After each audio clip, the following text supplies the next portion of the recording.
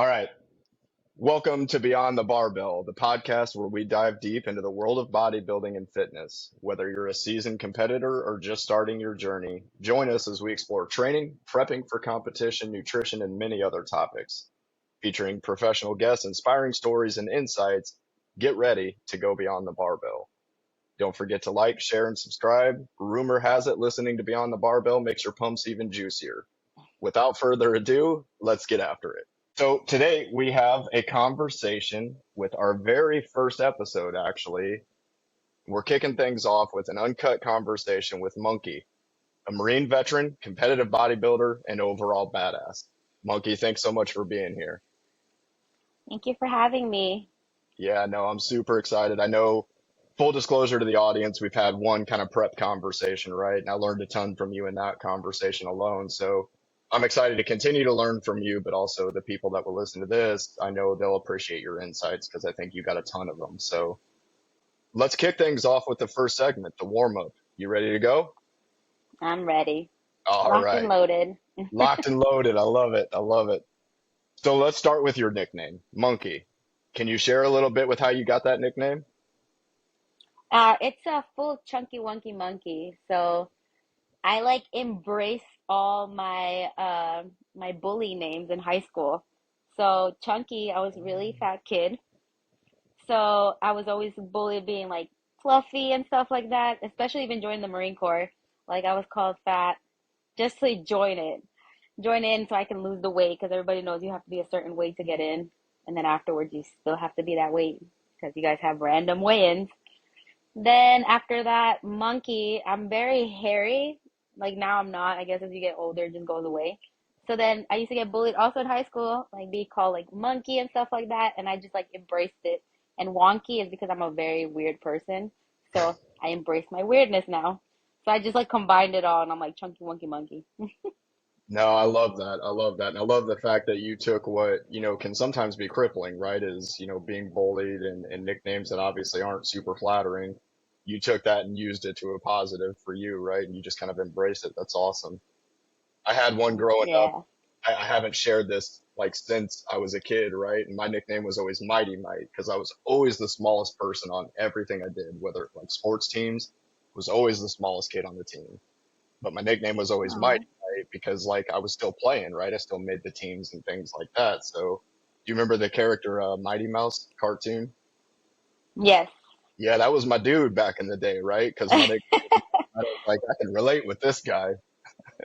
That's super awesome. So you just mentioned serving in the Marine Corps, and that's kind of where I wanted to start off, after your nickname here. Tell us a little bit about, your service in the Marine Corps. Where did you serve? When did you serve? Just kind of an overall overview of it, because I think it's super interesting for those that maybe don't serve or haven't. I served from 2013 till 2017. I was 3043, which is supply administration, and I was stationed in Myanmar. Uh, some of you guys know it as like the skate place where we Mm, get mm. luxury stuff and all that, which is true. I'm not gonna deny it. We had our own Right. rooms. We had Dang. our rifle range was automatic. That shit would go up and down. I'll be done half the day. Like we're done. Dang. Dang. Yeah. Yeah, so we didn't have to pull pits at all, so that was beautiful. I would have given And anything for that.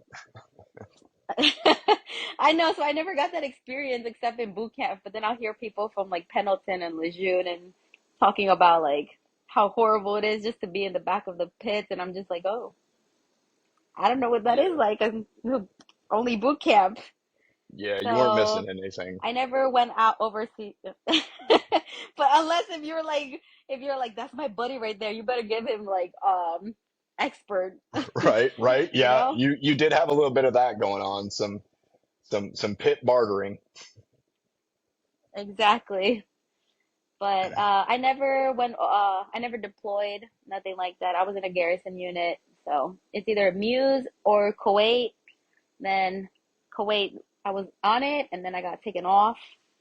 So Mm. yeah, shit happens. Hey, And then yeah. that's about it. Oh yeah, and then I did like my service on reservist side, And I was supposed to go to Japan, but then COVID happened. And I'm like, Mm. what the fuck? Like, my Oh, dream is that's just to go to crazy. Japan. So, when everything just gets fully paid from the Marine Corps, I'm just like, yo, just put me on that. Like, I will explore Japan. Right, right. Just give me a one-way ticket there on Uncle Sam and I'm good. Yeah, that's all I Yeah. wanted. No, that's crazy. But yeah. Yeah, no, and I think I think I want to explore that a little bit more, right? So I think one thing for me that's interesting is I've found, early on, you and I kind of talked, like I'm brand new to bodybuilding. I'm just now trying to even get into the scene and realizing I don't know shit. So, but one thing I Mhm. do know is there's a lot of parallels from my time in the military service to bodybuilding. Some of the kind of hallmarks that we learned as Marines, I think apply to bodybuilding almost on a daily basis, right? So I kind of want to talk a little bit about that. But first, before we get into that, if you can share with us just how you got into bodybuilding, because I think there's a connection there, right, between the military and how you got into bodybuilding a little bit. So can you tell us how you got started with it Yeah. or how you got interested? Yeah, so like I was saying before, I was a chunky little girl. But I love food a lot. So basically, we had weigh-ins, mandatory weigh-ins, and everybody who is in the Marine Corps already knows, like, if you don't make weigh-ins, you better find a fucking way how to make weigh-ins. Like, I don't care what you do, you better find a way. Like, tomorrow we're gonna weigh you again. Like, you better find a way. Right. So that's how it started off. And I'm like, okay, then like you get addicted to like losing the weight. And I was doing it completely wrong because, you just got to lose the weight, how you got to lose the weight, right? So Any means then, necessary. yeah. So I was doing about like 3 to 4 hours of elliptical, like during my chow breaks or like after PT or like after work, whatever it took. And I didn't know anything about weight training. And I would eat like 3 times a day, like tuna salads. And I didn't know what the fuck I was doing. Like nothing. I didn't even pick up like one dumbbell. I would just go and do elliptical or run. And I was just miserable. And then I found my coach during that time and I just wanted to do lifestyle. And then she also coached people to compete. And she took me to a show and I got really bored with just doing like lifestyle and I'm just like, okay, let me do this. So I started to do it and I got really addicted to it afterwards. Like we talked about the other day, I got last place on my very first show ever.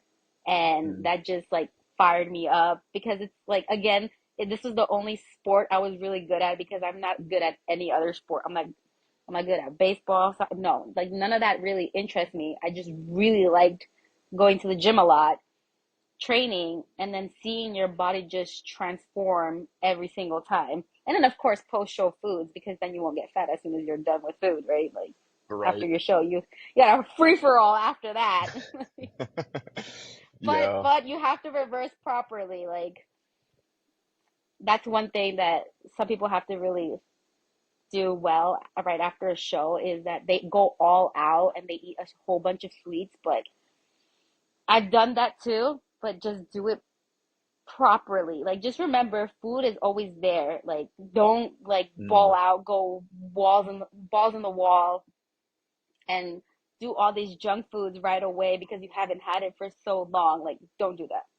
Please, you will go to the ER. I've seen people, I've witnessed it. I've gone to the ER after my second show and got cankles off of it. It's not worth it. Food will Dang. always be Yeah. there. You will learn. Like I tell people right as soon as they get off stage, like drink your water slowly. Like don't chug it right away. Mm. Or like take a bite of this, but then also don't forget to eat protein. Like go have a burger, go have fries. Like or if you wanted to, like go have halal food because that's something like I crave too. Like have your meat, vegetables, and your carbs like throughout the day. But then go back on your diet like Monday. Like enjoy your weekend, but also drink your water, eat enough protein, not just carbs and sweets and sweets and sweets. Yeah, I think that's a really important tip, right? And it's one that, I mean, I benefit from just hearing you say that. And, because I kind of like transparently, I'm already fantasizing about the post-competition meal. You know what I'm saying? Like, there's this freaking Lit Nutrition place near me that makes like protein donuts and stuff like that. And I'm like, a dozen donuts does sound freaking amazing. But you got to Yeah. resist that urge, like you're saying. So I think that's important for not only me to hear, but I think anybody else that's interested in the space. So if nothing else, you just gave me a tip another one that I need to pay attention to. Yes, just remember, drink your water slowly after. Like your body's pretty much craving everything is because you don't have enough fluid in you, water. But if you do it like right away, you're gonna blow up because your body was deprived from water. I don't know. Uh, Some people are gonna know this.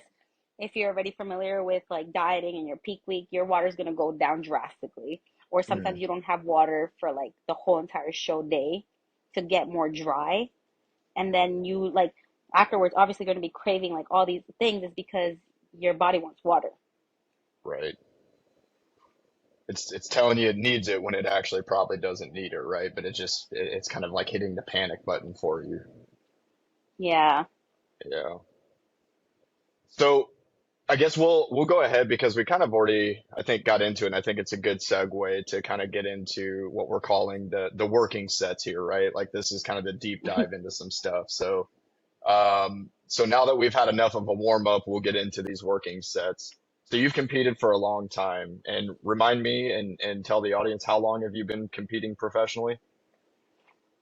Professionally, I got my pro card in 2017, but like I started competing like in amateur shows since 2014. Yeah. Dang, okay, Wow. It's so 10 yeah, years. right, like I just realized that I'm like, wait, we're in that. 2024. Like, holy shit, it's 10 years. Yeah. I saw all of a sudden like the math clicked for you. You're like, oh shit, 10 I know, like years. That's so awesome. math for Marines right there. Hey, that MCI, man, that's a life changer. That's still how I do my budget. Like I'm trying to get BAH, right? That little worksheet that we had to do. Oh God, it No, was that's hilarious. trauma. And but that's crazy, right? Like that's a long time. So having been in the space, whether competitively or just, novice, whatever you want to call it, for 10 years, you've kind of seen and heard it all at this point, I'm sure. What would you Yeah. say, and I'll again, full transparency, I was guilty of this myself. But what would you say to somebody listening right now that's thinking about competing? What are the things that you would advise somebody to consider before they made that decision to go for it? Damn, that's a big thing. Okay, That's you why they're won't have a called life. working sets. So,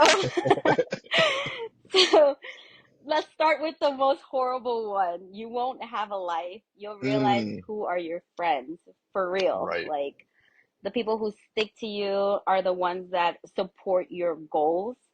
And then you're gonna lose a shitload of friends. Like just be prepared for that. Like you're gonna be tired constantly. You're gonna be thinking about food constantly. You're gonna be like you're gonna wanna like I don't want to say this in a wrong way, but you just want to like shoot yourself because you just want to eat everything. But then that's when your discipline like comes in. Like you just have to be prepared for all. It's all a mental game.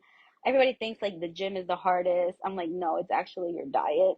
Like, because as Mm, you get closer and closer to shows, you become more deprived, and it could go this way. You get less food and more cardio, less food, more cardio, less food, more cardio. And that's just going to be like that. You're going to live in the gym constantly. You're going to want to come home and not do anything with anybody.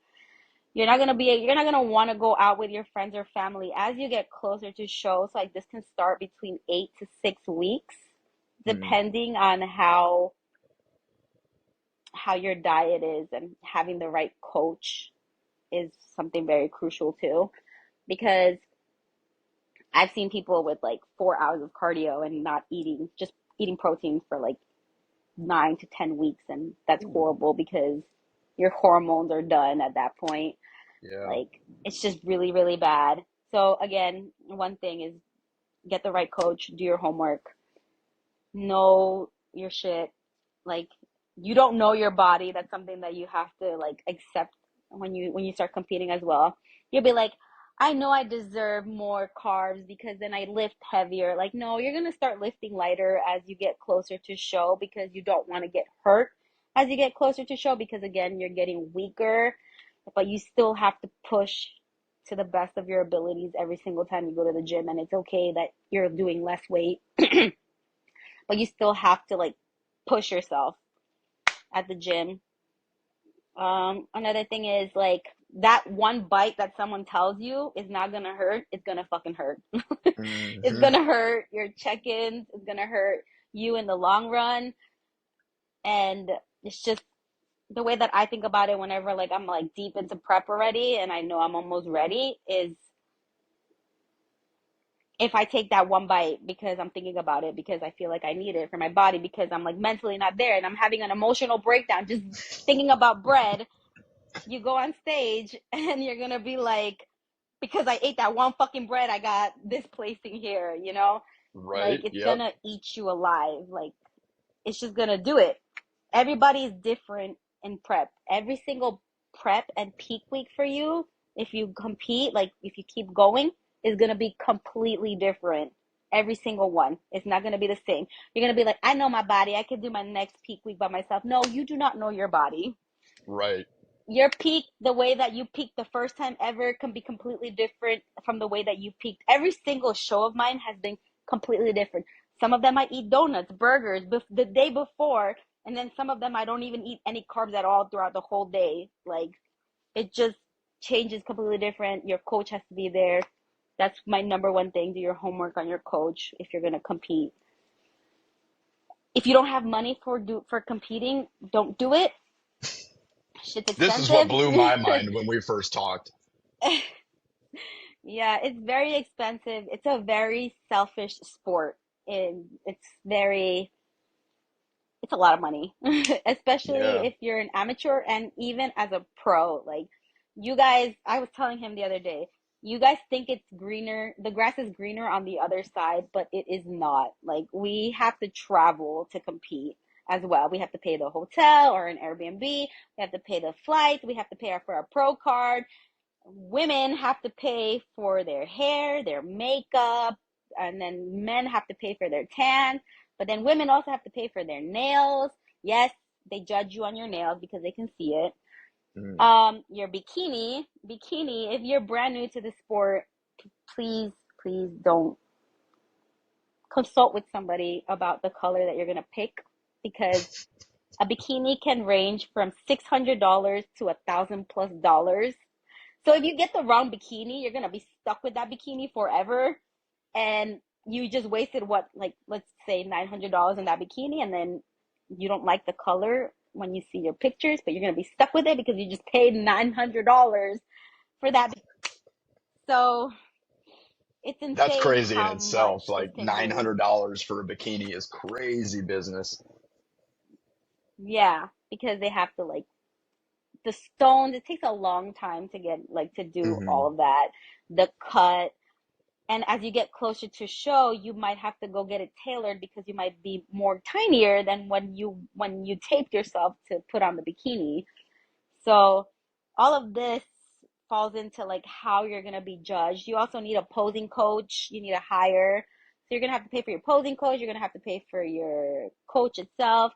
If you have a personal trainer, you're gonna have to pay them. That's one thing that I just recently started to implement in my competing, and it made like a huge difference on my glutes. So I actually got a personal trainer and he like destroys me.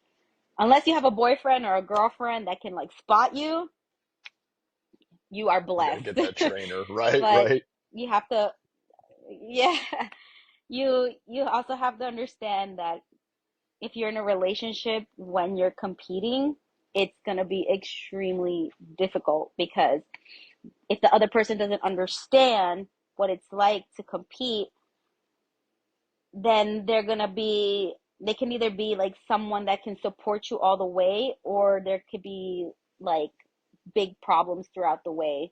Because again, if you're a female, you're going to be showing off your body, and I don't know how a male would really see that. But Mm. if they're supporting you because they see how much you love this, then like that's a whole different conversation right there too in itself. But basically like the girlfriend can get jealous, the boyfriend can get jealous. You're gonna get really fucking snappy a lot. Like I have my moments where I just like get really angry because I'm hangry. It's a like Mm. people are like, you can't use that as a nice excuse, blah blah blah. I'm like, yeah, I know, but I literally back myself away and I take breathers and I'm just like, this is my choice. I choose to do this. This is because it's my choice. Like this is not the other person's fault. You're just hangry. You just have to acknowledge your feelings a lot. So that's another thing. You're just gonna be constantly like tired, hangry, angry, and you just have to just keep going. This is your choice. So yeah, there's like a Yeah. lot of things. But these are like the main points, like money, again, money. That's your number one thing. It's gonna be an Right. expensive ass sport. Don't Right. think because you're gonna go pro, you're gonna fucking go get like sponsors by these left and right. No, no. Yeah. um, what else? I think that's about it. Money, coaches. You're not gonna have a life as you get closer to show.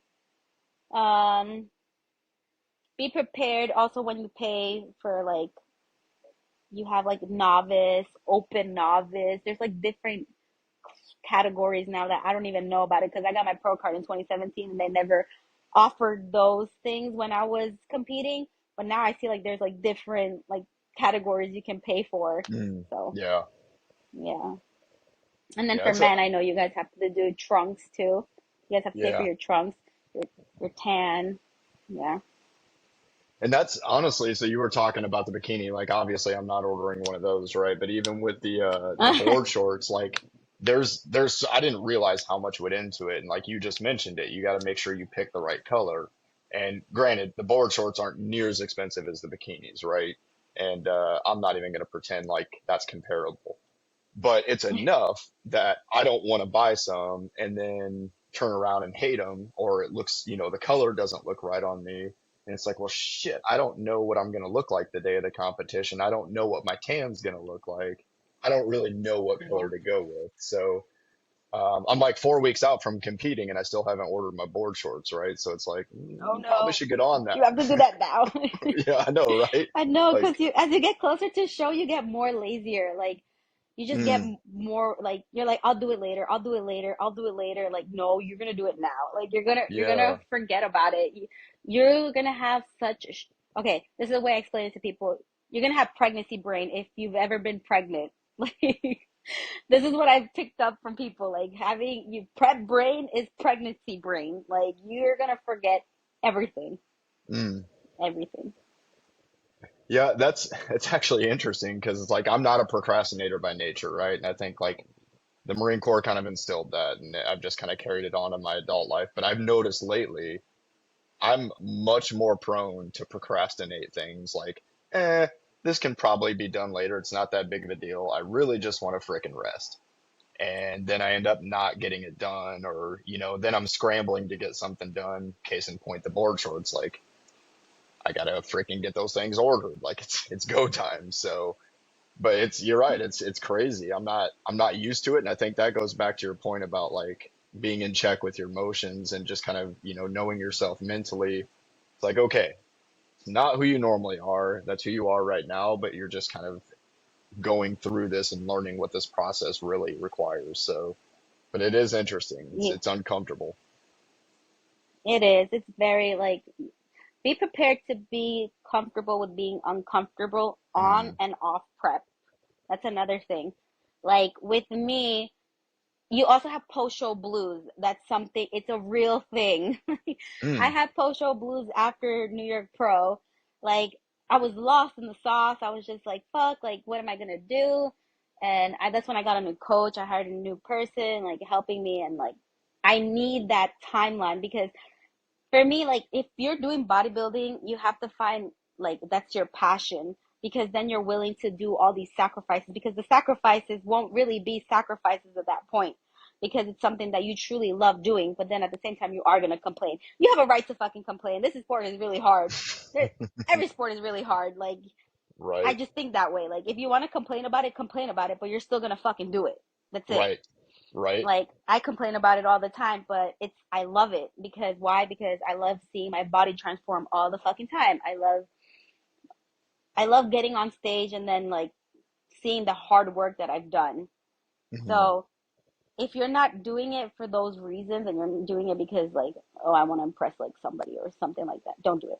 Because Right. it's a total mentally you have to be ready for it because as you get closer to shows, you're gonna want to cheat so bad. You're gonna go crazy. I'm not even joking. Like it took my family about 6 years to understand like what I'm going through. Like when I was in the Marine Corps, I didn't have to really deal with that because again, I was stationed in Myanmar and I live in New York City. So it was a lot easier because I had like little PFCs doing shit for me. Not gonna lie. I fucking used the fuck out of them. I'm like, listen, I'm fucking tired. So I was very blessed when I was in the Marine Corps because again, I would do PT. So then I'll be like, everybody, we're gonna go to the gym because I gotta do fast and fucking cardio. Like, y'all do Right. whatever you want. And I was a sergeant. I'm like, y'all do whatever you want. I'm gonna go do my fasted cardio. There you go. There you go. So, Um, so I think there's a lot of information you just shared, right? And I think it's all really important. And I don't even know enough to say like one more important than the other, but I think just kind of resonating with my own kind of, initial journey into this world. One of the things that I think that you talked about that maybe we could touch a little more on is the importance of a good coach. And you said do your research.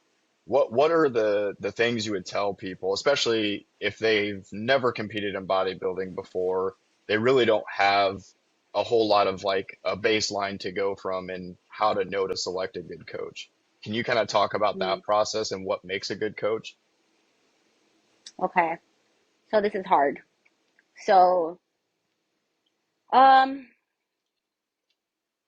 okay. One thing that I would say from the get-go is someone who you know you can follow their diet. There you go. That's a good one. So, like some people can work if it fits your macros, if you know how to read nutrition labels, if you know how to use my fitness pal, if you like having that variety, well, I can't speak the English. Anyway, uh, It if just made you it want to sound have cooler, that, honestly. that like more wider range of food, then go with someone who does if it fits your macros. But again, if you're a brand thinking new to competing, you're not gonna know any of that unless like if you do know how to read a nutrition label and you've been like doing stuff by yourself that you want to go into the competing world because you've already done like my fitness pal and you've already like done all this, but now you want to go the competing route. By all means, find that coach that will work with you with if it fits my macros. Personally, that does not work for me because again, I did it. I've had different coaches. I've had several different coaches with different approaches, and now I'm sticking to the person that I know will get me to where I want to be, which is the Olympia stage. So I have to sacrifice certain things to be in that Olympia stage. So for me personally, I love coaches who give me cheat meals, and also I like a bro meal plan. Like you're gonna tell me exactly how much. I don't like having bread or stuff like that because I love bread.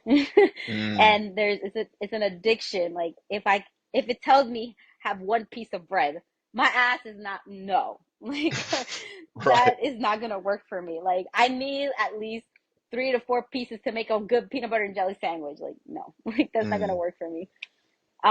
But I like just chicken, rice, tuna, salmon, veggies,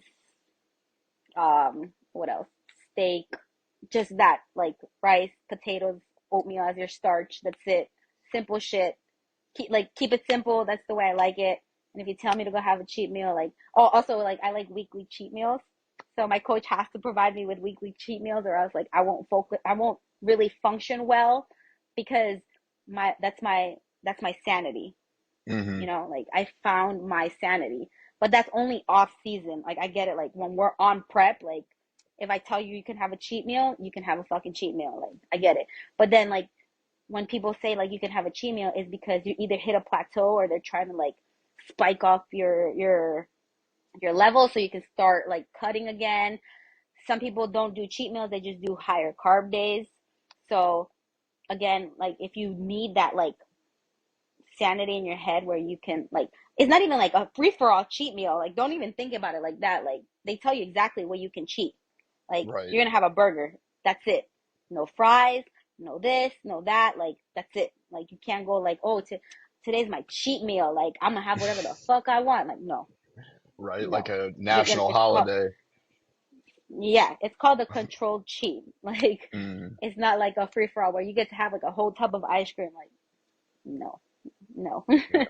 But some coaches like tell you like you can have 1,000 calorie meals. So look for a coach if you're just starting off, right? A coach that will work with you with what you want, that will listen to you.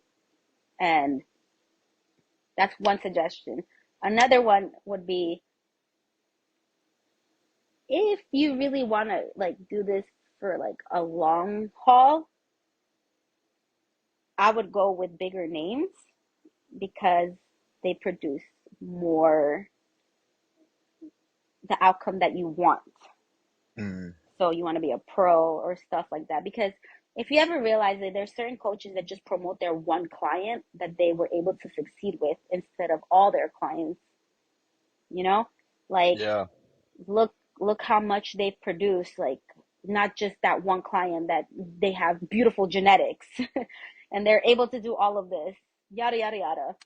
That's another thing. Like make sure you pick the coach that shows off all their clients and not just their one beautiful client that has blessed genetics, that has done everything right, and yada yada yada. Like that's another thing.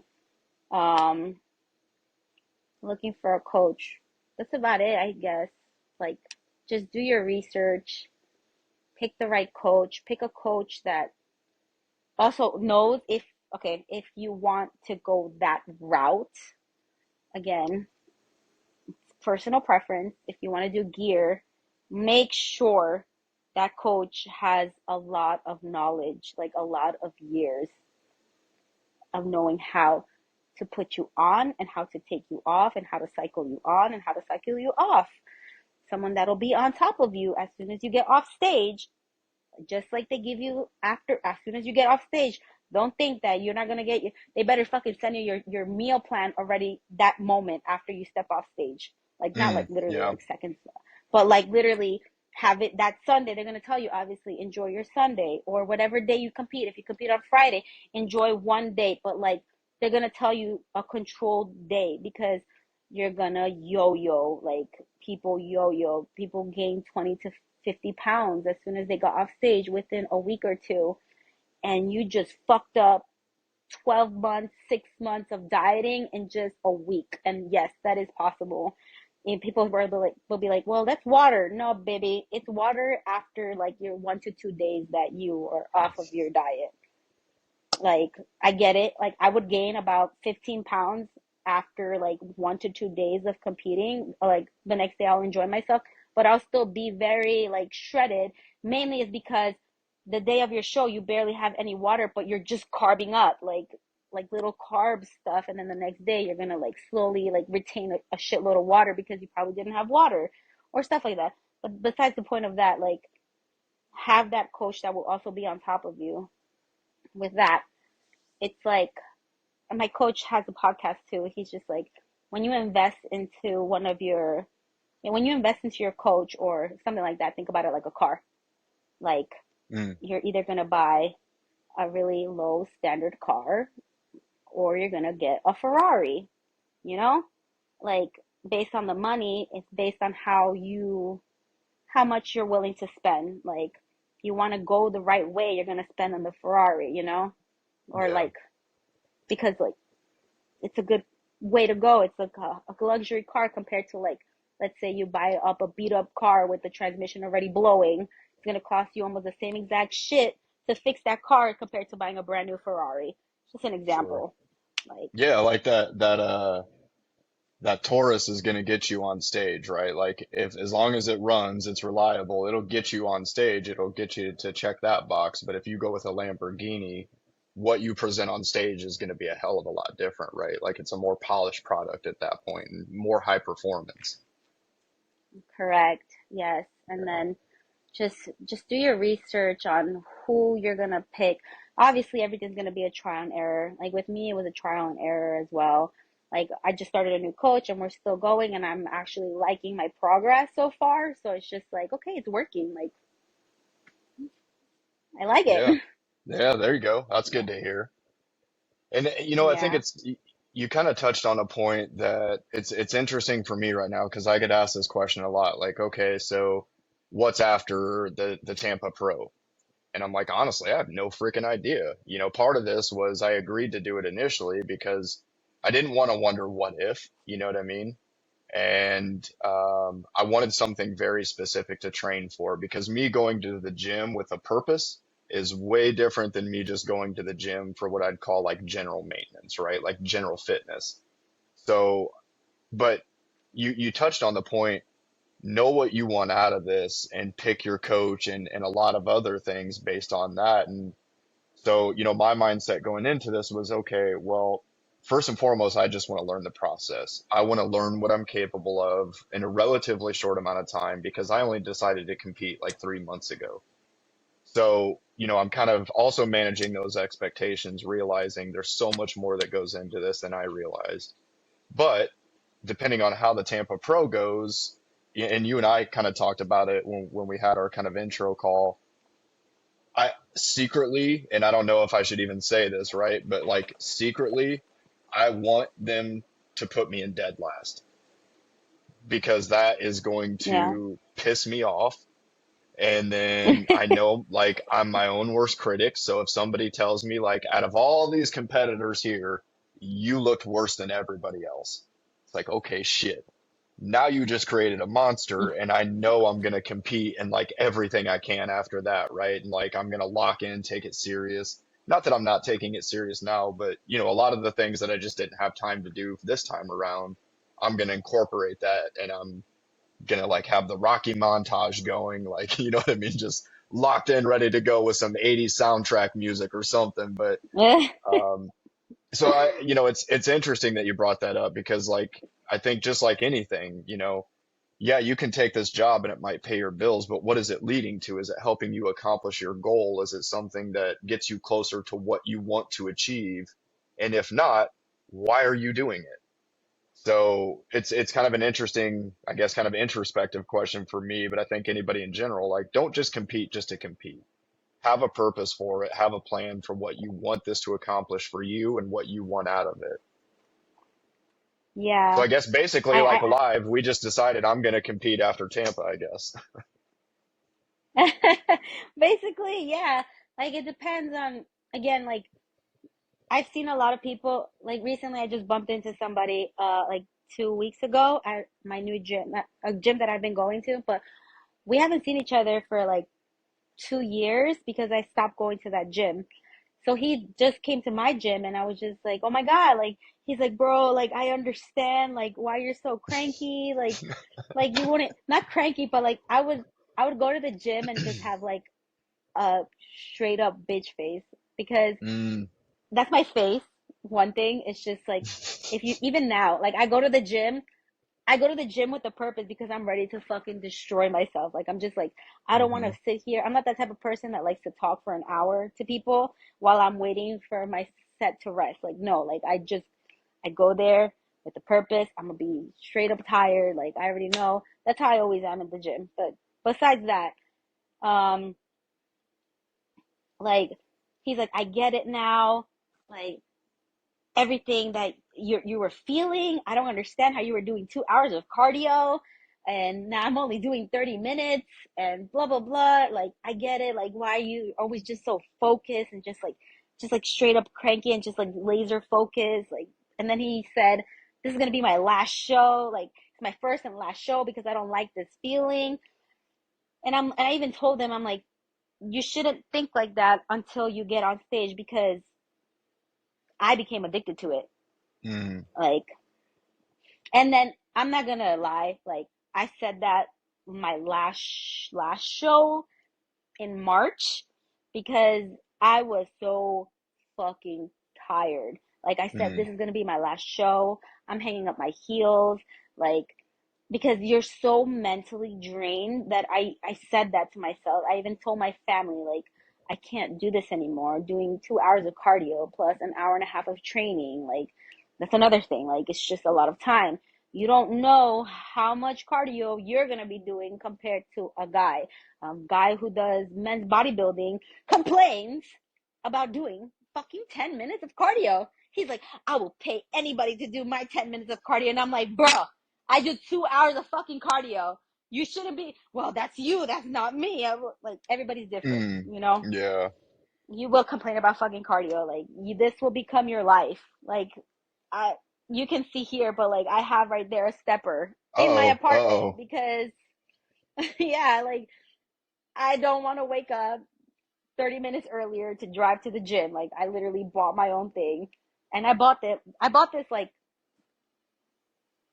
6 years ago and it only cost me $50. Dang. Like I need to off find that. exactly.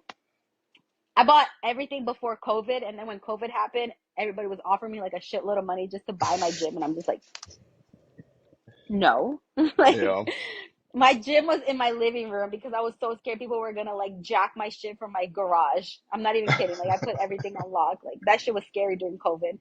But Yeah. anyway, so like you saying that like I don't know what I'm gonna do afterwards. Like it all depends on how you want. Like what do you think about it as soon as you're done? Like don't make the decision now until you do it after until like you compete and then you get your feedback. I always tell people stay behind, ask for your feedback. Sometimes like the good thing about like pros is that you can go right away afterwards. If it's not a big show, they're gonna remember you because you're a pro. But then like if it's a big show and then they don't like you're an amateur and there's like a shitload of people, they're not gonna remember every single one of you guys, you know? Mm, Because like when you're a pro, you don't compete like what's your height, what's your class, what's your weight, what's this? No, you compete as like everybody's a one unit, you right. know? And then like sometimes they're gonna tell you like send me your stage shots and then I'll give you I'll give you feedback. And that's nice. Sometimes the judges will remember you. Like if you were like 1 point away, they're gonna remember you and they're gonna explain to you like come this, come tighter, come blah blah blah. And then if they tell you come tighter, dude, like you could do a fucking show in like 3 weeks or 2 weeks, the following week. Why? Because all you have to do is a little bit more cardio, not go so crazy this weekend, and then you know, you never know. Like you can be tighter and then you're gonna win. Mm, But again, you never know who's gonna show up to the show next because that person can be more conditioned than you were. And then you're like, but I did what the judges asked me. I came more conditioned. But yet again, the other person also listened to them from whatever place they're coming from and they came in more conditioned. Does that make yeah, no, sense? that makes total sense. That's actually a really good point. And I think also like you don't know for sure if that coach is going to be at the next competition that you sign up for, right? And like maybe that was that coach's interpretation or opinion of what the package you brought on stage, but you go to the next competition, implement what that freaking judge tells you, and then at this next competition, whole new judge, whole new set of expectations, right? So they don't. I'm sure they have like a baseline of these are kind of A, B, and C of what we're looking for, but how each coach views those or how each judge views those things is probably different, right? Yeah. Yeah. Yeah, You don't so even know that's who's gonna judge you the next time because they right. switch judges all the time. Yeah. And it's interesting because so like what I'm learning, I learn pretty quick, like I'm freaking terrible at posing, and that's a problem, right? Because it's kind of important. And going into it like 3 months ago, I didn't even really think about it. Like I understood that they posed and they had a routine and things like that, but I underestimated how freaking difficult it actually is to, you know, one little tweak to your hand position or how high your elbow Mm. is. Those things make so much of a difference, and I'm just like really scratching the surface of that. So, and I think you alluded Yes. to it earlier. You made the comment like get a posing coach. And, when I started doing that and like having somebody daily posing practice and check-ins, It's definitely got me closer to where I think I need to be, but I still have a long way to go. So I think I mentioned to Yes. you, like, I'm just going to go on stage and do the Carlton Banks dance, right? Because, Fuck it. yeah, It'll yeah, make you stand exactly. out. Right. If nothing else, yeah, But I can imagine what that feedback will read. Next time, don't be yeah, an idiot. again,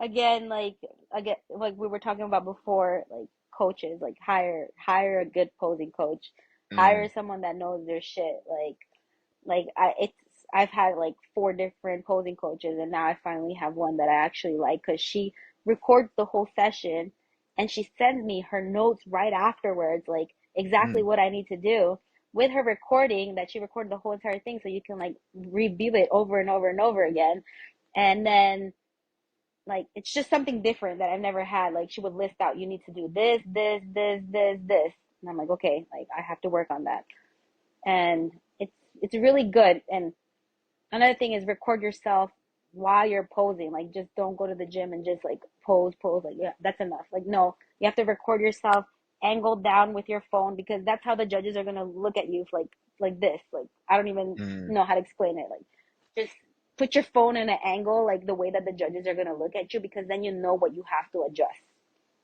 Oh, yeah, that like makes based sense. on how you look on your phone because you're gonna look completely different what you look like when your phone is like literally to your face compared to the angle of the judges, you Yeah. know. No, that makes a ton of sense. And, it's those little things, right? And like, I don't know if when you do decide to hang up the heels, like you mentioned, like, I don't, maybe coaching is in your future here. Cause like a lot of the things you're saying, it's like, holy shit, that makes a ton of sense. Like, okay. But one of the things I realized in my own posing practice, like I was recording it, but I never knew what my back looked like because I didn't have like a mirror set up behind me to be able to see what my actual back pose looks like. And it's like, well, guess Hmm. what, idiot? Like if if you don't know what you're looking at or what you look like, how are you going to make tweaks to it? So, even just starting that was like, I don't know, for me it was kind of like, how did I not understand that this is something I needed to do? But Yeah. see, I'm learning a ton Yeah. from you.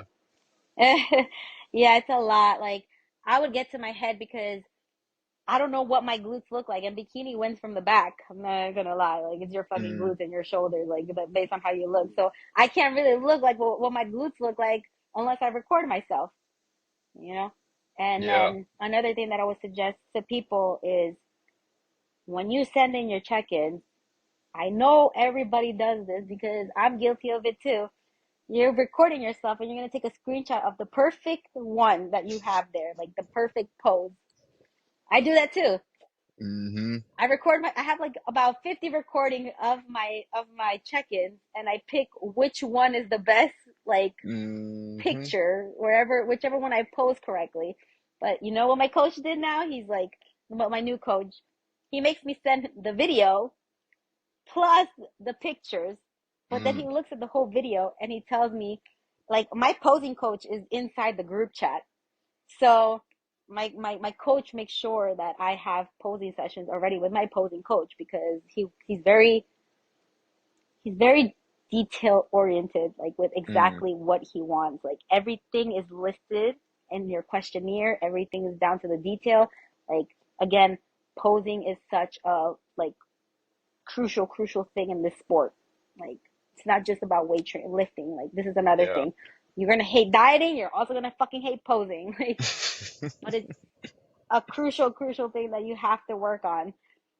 My fucking posing is trash compared to other people, but like I would practice at least every single day during prep. But like right now, I'm slacking because I'm off season, and that's really bad. And I'm like putting myself out there because I also fucking slack. I only do it when I have to check in or my posing coach is already scheduled. Good thing that I have posing sessions with her weekly because or else I would not do it weekly. Right. But I'm glad. Like I saw a men's classic physique posing the other day. I was with Max and we were just looking at this guy. He looks fucking phenomenal. He's ready, but uh, he was sweating, and I remember I was crying when I was posing in front of my trainer. And because I'm like so tired, like you're so tired, like you just want to go Yeah. home. You just don't want to pose anymore. Like that's the moment that you have to be posing. But this guy's men's classic and he's posing and like his trunks are already dripping sweat. And I'm just like, at that moment, I became so humble. And I said it out loud without thinking. I'm like, thank God I fucking do bikini. Like, No, there's it's nothing true though. compared to that. Yeah. Like holy shit. Like he was just sweating and holding the pose. Like I'm like, oh my God, that looks painful. Like No, my it's back is crazy. it's Like crying. I thought I was doing something wrong when I get done with posing practice, I am way more exhausted from that than even my workout earlier that day. And it's not for a lack of like, a good intense workout. It's because posing, like being able to hold that position and staying steady and not shaking and all these different things, right? It's like, holy shit, I'm exhausted. And to your point, like dripping in sweat, it's like, okay, cool. So that's cardio for the day, right? So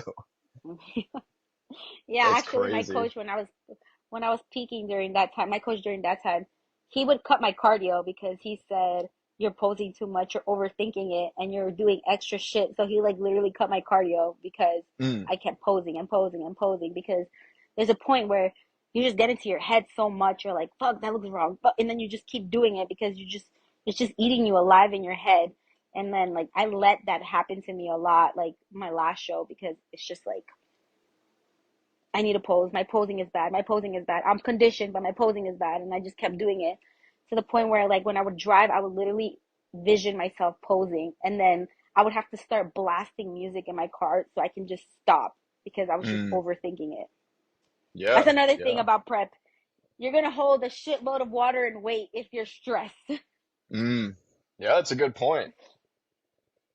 And Yeah, like so posing is extremely stressful, at least for me, right? And it's like you don't realize these things until you actually experience it. And, because I think at the end of the day, like the last thing I want is to show up and look like a complete idiot. And all this time, like in the gym, all the sacrifice, the diet, all this stuff, and have it come down to the fact that I didn't take posing serious.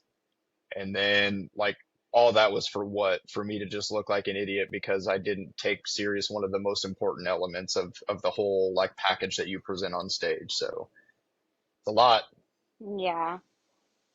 Yeah, and it's gonna be a given. I still get nervous when I get on stage. Everybody Mm, gets nervous when you get on stage. Everybody has their own routine. You just have to know what your routine is. And literally, I just figured out what mine was my last show. And that's so weird because I would allow, like, I have a really low self-esteem and I've been working on it and it doesn't show my last show because you see my videos on Instagram and you're like, does not look like a low self-esteem. And it's because I prepped right. myself the right way before getting on stage. Like, I realized, like, I even told people, I apologize in the back. I'm like, listen, I'm not trying to be like mean or anything like that, but I'm going to put my headphones on because I need to listen to my music. And Mm-hmm. I listened to my music and I started to pose. And then, like, when you go to the gym and you have that thing that amps you up, like, it's that music that you listen to at that moment. And that's what I did. I picked a song and that was the song that was going to go throughout the thing. And literally seconds before, like about 2 to 3 minutes when we were lining up, I took them off and I realized how calm I was. And I'm like, oh shit, like I'm not like shaking. Like I literally went up the stairs and then like that's all like everything that I was playing in my headphones, I was playing when I stepped on stage. And I'm like, whoa, where the fuck did that come from? Like now I know what I'm supposed to do before stepping on stage. Like I don't want to be rude to people, but I need to put my headphones on is because I look at all that's another thing you're gonna do. You're gonna start comparing yourself to people backstage. That's what I was doing. Mm, I was comparing myself to everybody backstage, and I'm just like, in my head, I'm like, damn, she looks better. Damn, like this. Damn that. Damn, she's a big name. She's an Olympian. I'm not an Olympian. She's the like you're gonna compare yourself, mm-hmm. being pro or being amateur. You're gonna look online to see who the fuck's competing, and you're gonna compare yourself. Like, damn, that person looks way better than me. And then you're gonna get to your head like, don't do that. I don't even look at the list anymore. Who's competing with me anymore? No, like I don't care. Like as long as you know you look like the shit and you feel like you've done everything you have in your power, That's the biggest win you should have. Like, I get off stage all the time, and you can ask anybody. I'm actually happy. I don't really care about my placing. Obviously, I do, but like if I had to get like last call outs or like whatever, like New York Pro, I got ninth. The show before, no, I got 11th in New York Pro. No, ninth. Sorry, the show before that, I got 11th, and then like 2 years before, I got fourth in Argentina, second in Spain, and then it's just like, you know, I always come out and I think like I've done my best and that's all that matters. And that's what excites me because I knew I took my body to the potential that I could. But my first show of this season, I was disappointed in myself because I peaked myself wrong. So then like that's another thing. Like things don't always go the way, but you learn. Like you move on. Like that's Right. why I did New York Pro because I told myself that's gonna be my last show, my first show this season. And then I did New York Pro is because I wanted to like not make that one my last show because I didn't look the way that I wanted to look because I looked the way I wanted to look on stage 3 days before my actual day of the show. So Mm. your body changes every single day in peak week. You have to find a coach that doesn't give you a diet already for your peak week. Like that's not how it's supposed to be. Like your body's gonna change. Like I would check in peak week every after every meal. After either if I didn't have time, obviously like you have work, I would have work. I would only check in the morning. I would go train, then check in right after training, and then eat my meal right afterwards because then they'll tell you like what are you gonna eat like the next time, Hmm. how much water you can have. Everything's gonna change constantly. Like if you have a coach that gives you your already peak week diet, I would suggest finding another coach because your body changes every second on peak week. Yeah. No, I mean, that's a really good point. It's something that I wouldn't have even really thought of, right? But obviously somebody that's been through it, that's, it makes Yeah, sense to what you're saying. even your show day, like you don't even know what you're gonna fucking eat. Like there could be a random point where they're gonna tell you go have a fucking donut. You're flattening out, and then you're like, oh shit, fuck it, that wasn't in my diet. Yeah, Like you're, right. it's Like gonna get out work. of my way. If I hear that, like nobody is safe. If you're in the line of fire, you just move because I'm gonna move a frickin' brick wall to get to that donut. Exactly. Sometimes That's people hilarious. don't like it. All depends. Sometimes people eat just two rice cakes before going on stage. Sometimes people just eat like a little, like not even 1 ounce of protein because you shouldn't be having that much protein when you compete when you're on stage because Mm, you're just trying to carb up at that point or not mess up how you look like already. right. Yeah. So that's a big Dang. thing. I as we're talking, I just keep like picturing and however many years, right, when you do decide you're done, like, okay, Coach Monkey, and here's her world famous clients and things like that. Oh man, So no. go ahead. Oh no, no. Go ahead. Okay, so I was just gonna say, we'll kind of get into what I'm calling partial reps, and this will be just kind of rapid fire questions.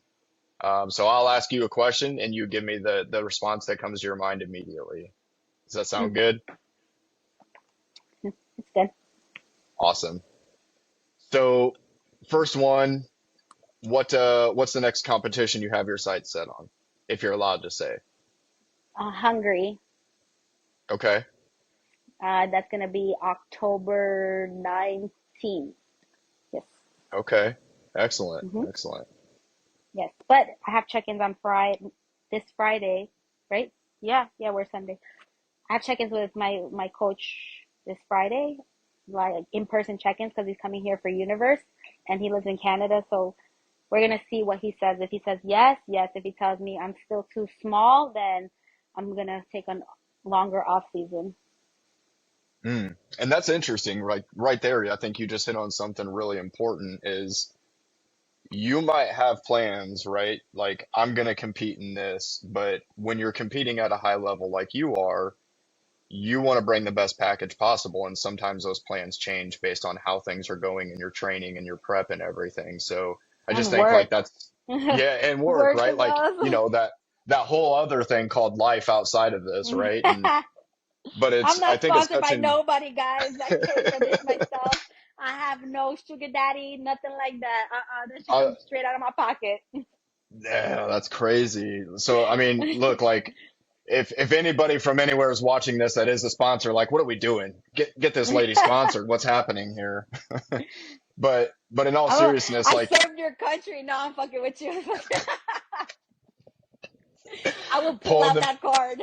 yep, pulling the veteran card, be like, I did this for this country, and you can't even sponsor me to do that's that's hilarious. But You can pay for my flight ticket, okay? Just pay for right, my flight ticket to Budapest. there you go. There you go. I mean, that's the least you can do, right? And I'm That's actually awesome. taking my mom.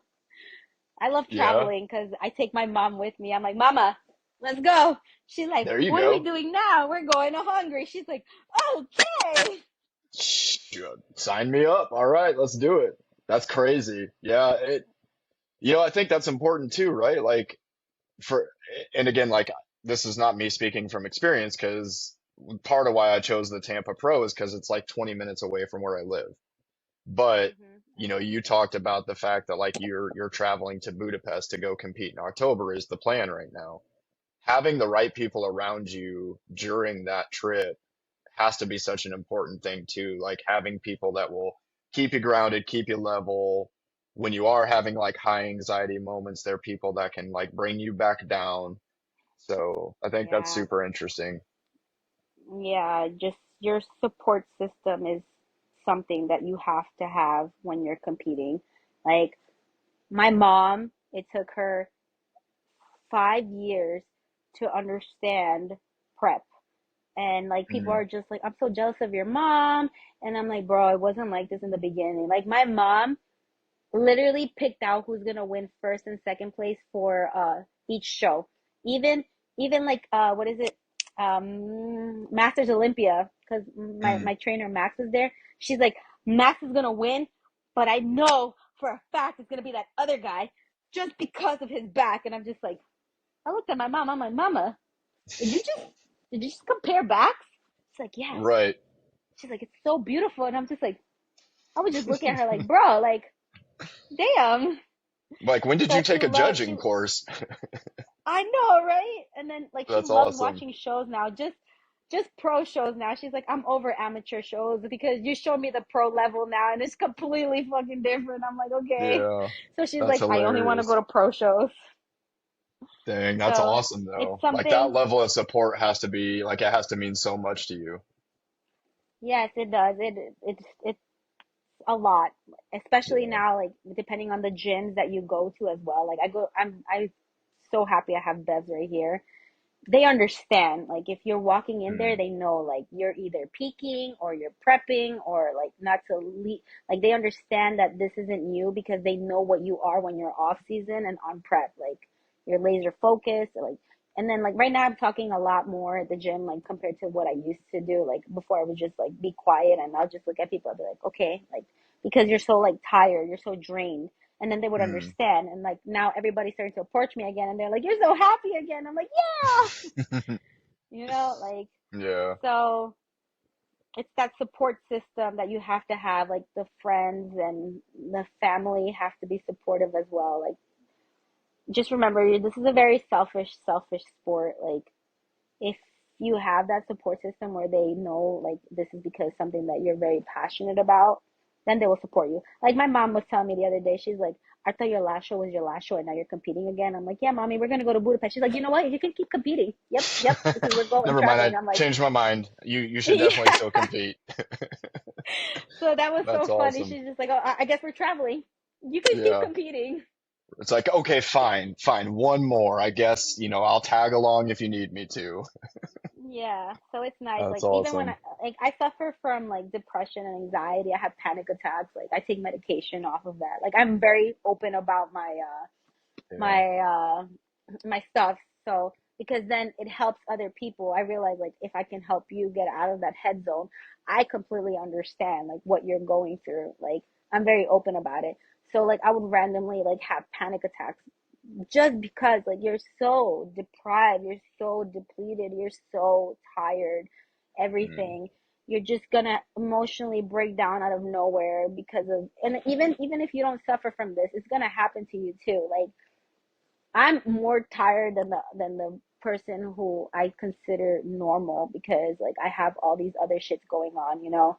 I have ADHD, I have depression, I have anxiety, I have all these factors in me. So I keep going and I have that support system. Like whenever I'm having a panic attack, I would call my mom or my sisters and they already know how to help me. And again, it took them years because I had that Hispanic parent where it's just like, if I hit you, it's going to go away, you know? mm, Because nobody yeah. knew like what it was back then. Like, but it took my mom again about 6 years to like understand. Like she would just be on the phone with me, like not trying to be like, stop crying or stop this. She'll be like, breathe in, breathe out, do this, do that. So like if anybody out there is going through that while they're prepping, I would suggest you reach out to somebody that understands also prep. Like again, like you said, that support system. I have my people, and if you need anybody at that moment, I would gladly listen to you at that moment because I'm not the type of person that will judge you.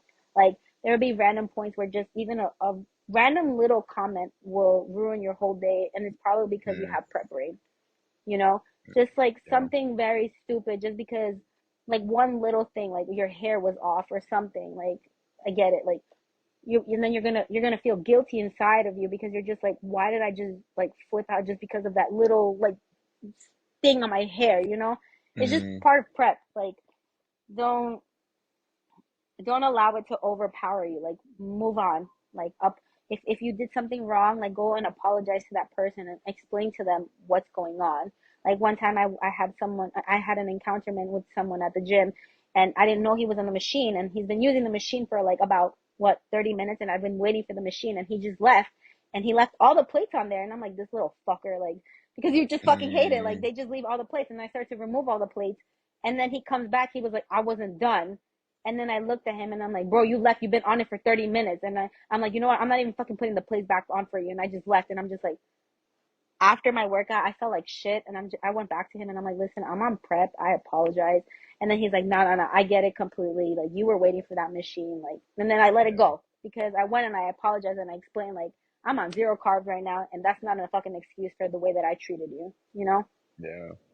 I think it's, So, you know, it's important that, you know, and first of all, like I want to say thank you for being transparent, right? And like openly sharing some of your struggles because I do think like that's super important. I'm a pretty confident person, you know, generally, but you know, I've noticed a change too, like, you know, between getting ready for a bodybuilding competition and just, you know, life in general.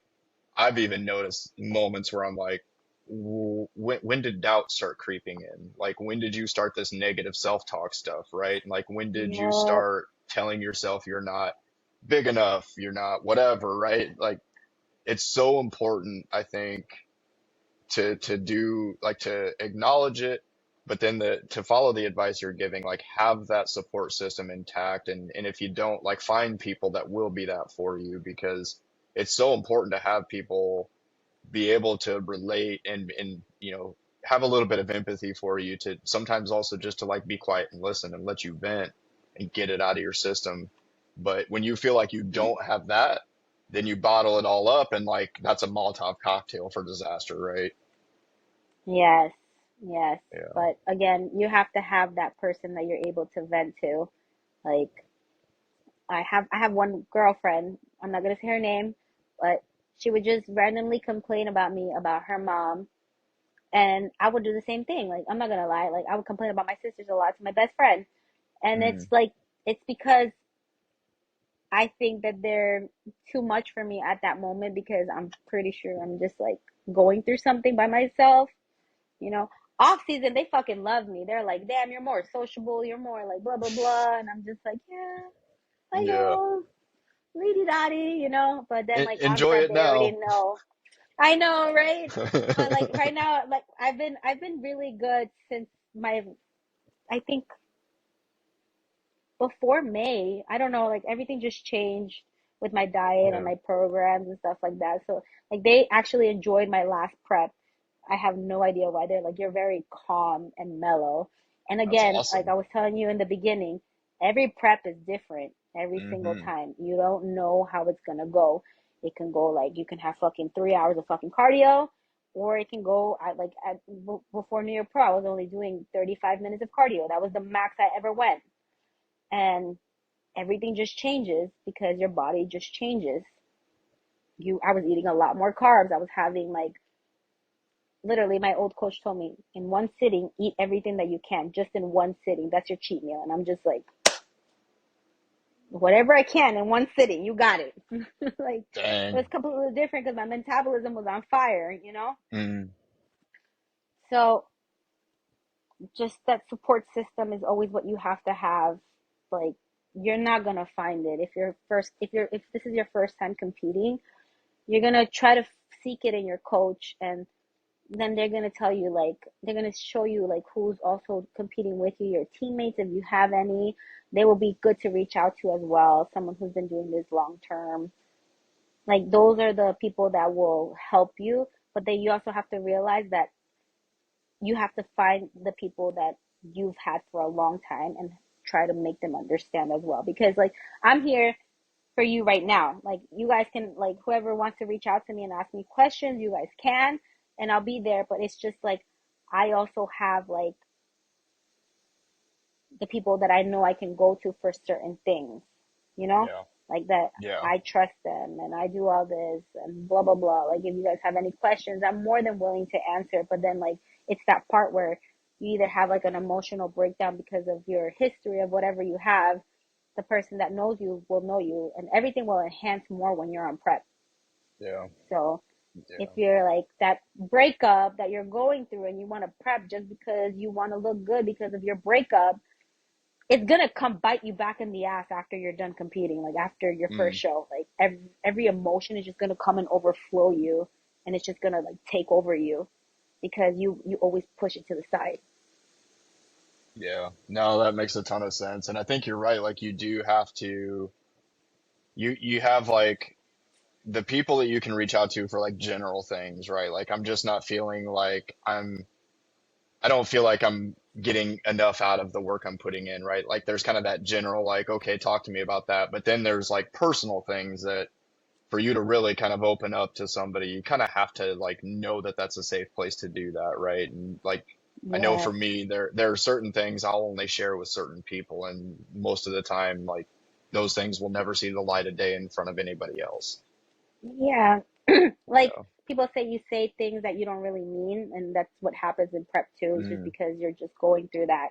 But you have to have that person that they will never tell anybody because they understand like that's not really you because they know who you are. right. If that makes sense. Like, yeah. Yeah. Yeah. Like Absolutely. I have my best friend. Yeah. They kind of know who you are outside of that setting, right? So they know like they can pick up on, okay, this is likely what's happening. Like I know she's in prep and this is generally how she responds to this. So, Yeah. And someone who doesn't take it personal either. mm, yeah, So that's thick another skin, thing. Like right? you just yeah. Yeah. So like Yeah. there's points where I would just go radio silent when I'm like really deep into prep, and I wouldn't text a lot of people. Like the one person that I'm constantly texting, I would not.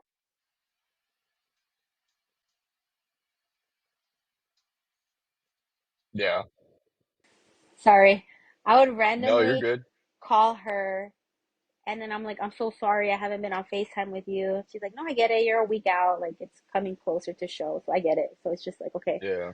Like, there'll be moments where you're just like straight up quiet, and then they wouldn't take it personal. Like, people would take things personal because of the way that you were.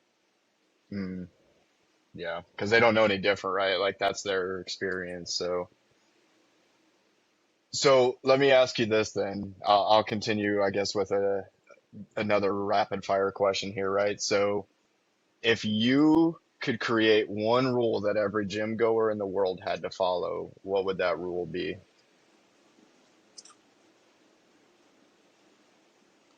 train with a purpose, maybe. Mm. Don't come in there and sit on your cell phone for 15 minutes and Basically, I said we right, train with a like I don't purpose. know. Like, what are you there to train for? Are you there for strength training? Are you there for, I don't know, like you want to hit a PR, like that's your main goal, or your goal is like to compete, then you know like how you have to train, like train with the purpose. If your weight is just to maintain weight, then you have your purpose there, you know? Like just Mm, go to the gym and know what you have to do. Like some people, I don't understand how some people just go in there and start to talk about everything. Like I can't really do that. yeah, Like I yeah, go there, I go to the gym and I tell everybody I go to the gym with a purpose. Like I'm there for this amount of time. I don't want to be there for more than 3 hours or like I go to beds on the weekends on purpose because I know I have time to right. talk to people. Like I'm already prepared for that. Like I'm mentally prepared and I love everybody there. But then like there's a point when you're in prep and you're just like, okay, like they understand. Again, the community that you're in, they would understand like Yeah. what's going on. Like I've seen people go there and their goal is just to maintain their weight and then they go there and it's beautiful. Like just that's one recommendation. Yeah, no, I love it. I love it. Know why you're there, right? And you know, it actually, when it comes to things like gym etiquette, if you're there to train with a purpose, you're likely not annoying people because you're sitting there not actually using the equipment that you're sitting on, right? And you're staring at your phone instead of actually like working out. So annoying. And yeah, it makes me like that's where like I just have to find something else to do because after a while I'm just gonna lose my shit. But I think you're right. Like, I think you would actually just like be an overall better gym goer, right? If you have a purpose, like you're there to better yourself, but also like you're acknowledging that there are other people that are trying to do the same thing. So you're in, you're out, you're doing what you need to do, and you're moving on. What's Yes. what's the best advice you've ever been given? Don't think, just do. Mm, I like it. You have That that one ready this to is go too. Yeah, this is for straight up prep. Like, don't think, Yeah. just do. Like, I would Mm, wake up and I'm like, fuck, I got an hour of cardio. And I would yeah. just wake up and I would tell myself, don't think, just do. Don't think, just do. Don't Just think, just do. You know? right. Just get There you on that go. I fucking like it. machine because, yeah, the more you think about it, the more time you could have been on that fucking machine burning your Mm. calories already. Like, Right, right. And the more time like you tell yourselves those things, like the likelihood increases that you're going to talk yourself out of doing what you know you're supposed to be doing, right? Or you're going to have that negative mindset going into it. I love it. Don't think, just do. I might adopt that one, especially as we get closer here. So yes, that's what's the worst basically advice you've ever,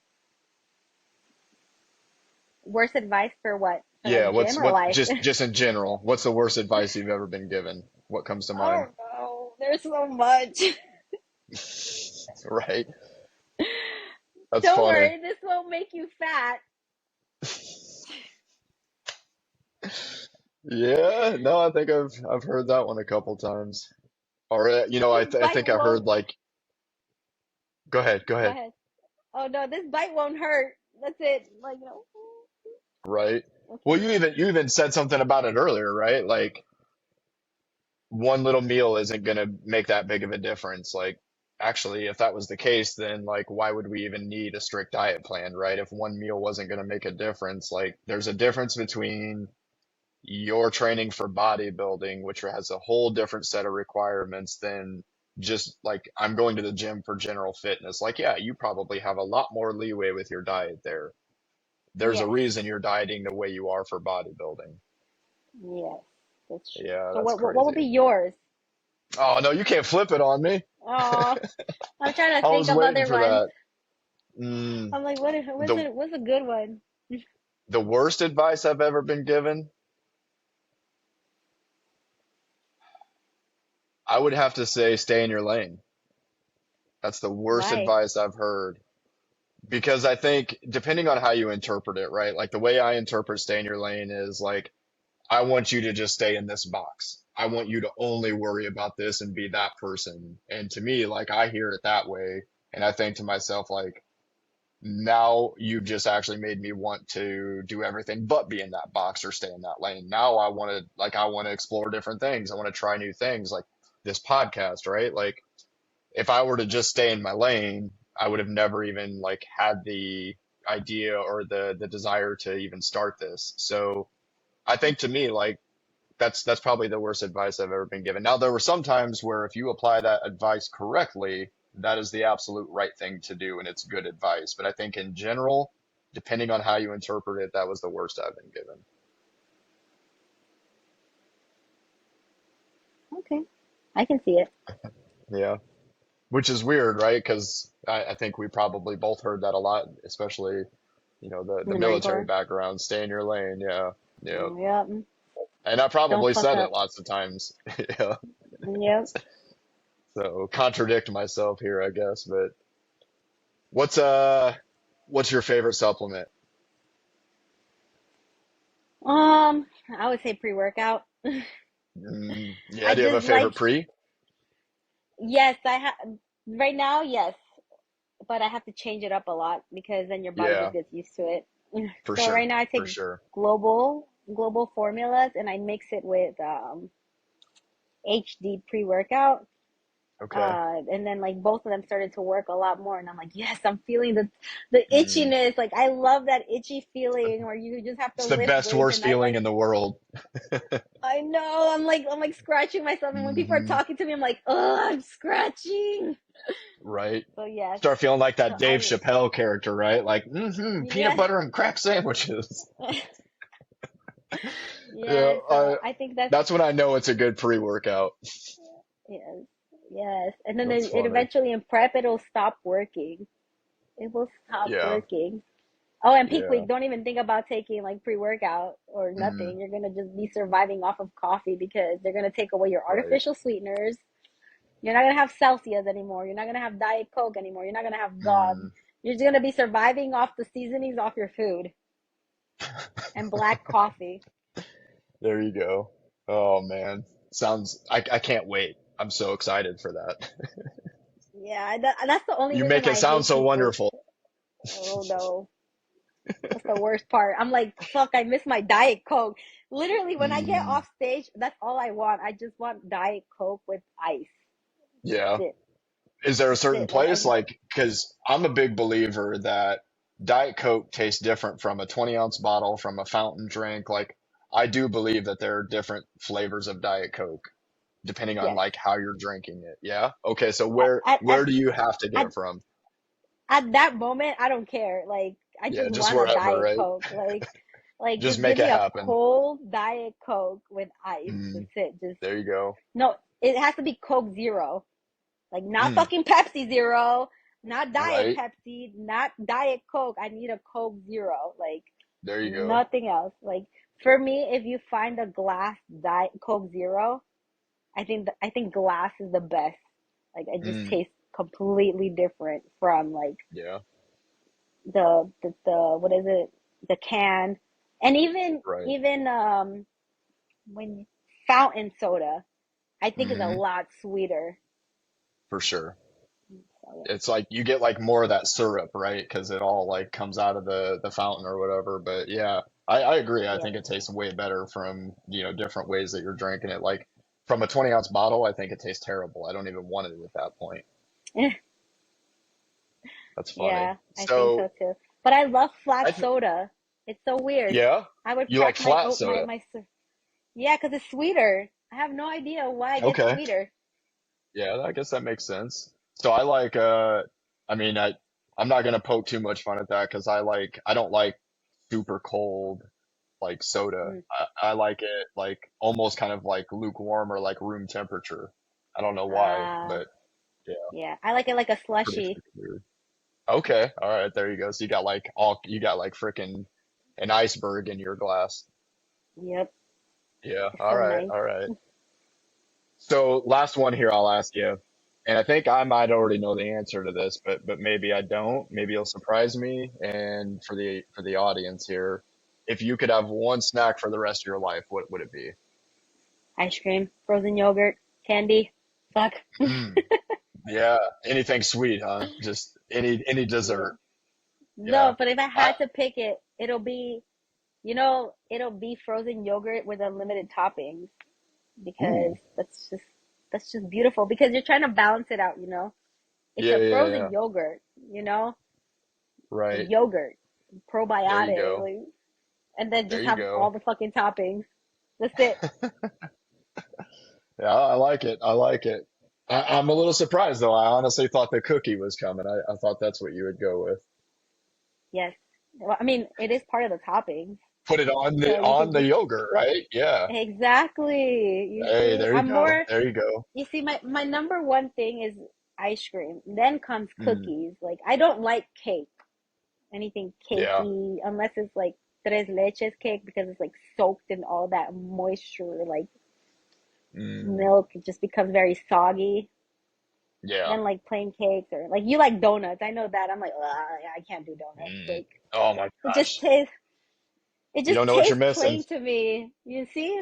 Like I can't do that. I'm like, But you're right. I don't. It is about the toppings, right? Because like a regular donut, like I'm not gonna get super excited about. But if it's a donut with like chunks of a Snickers bar on it, like okay, now we're in business. Like this is my or if, like put like freaking chocolate and bacon on a donut. Maybe sounds But then gross you to can so also many do that in people. the frozen yogurt.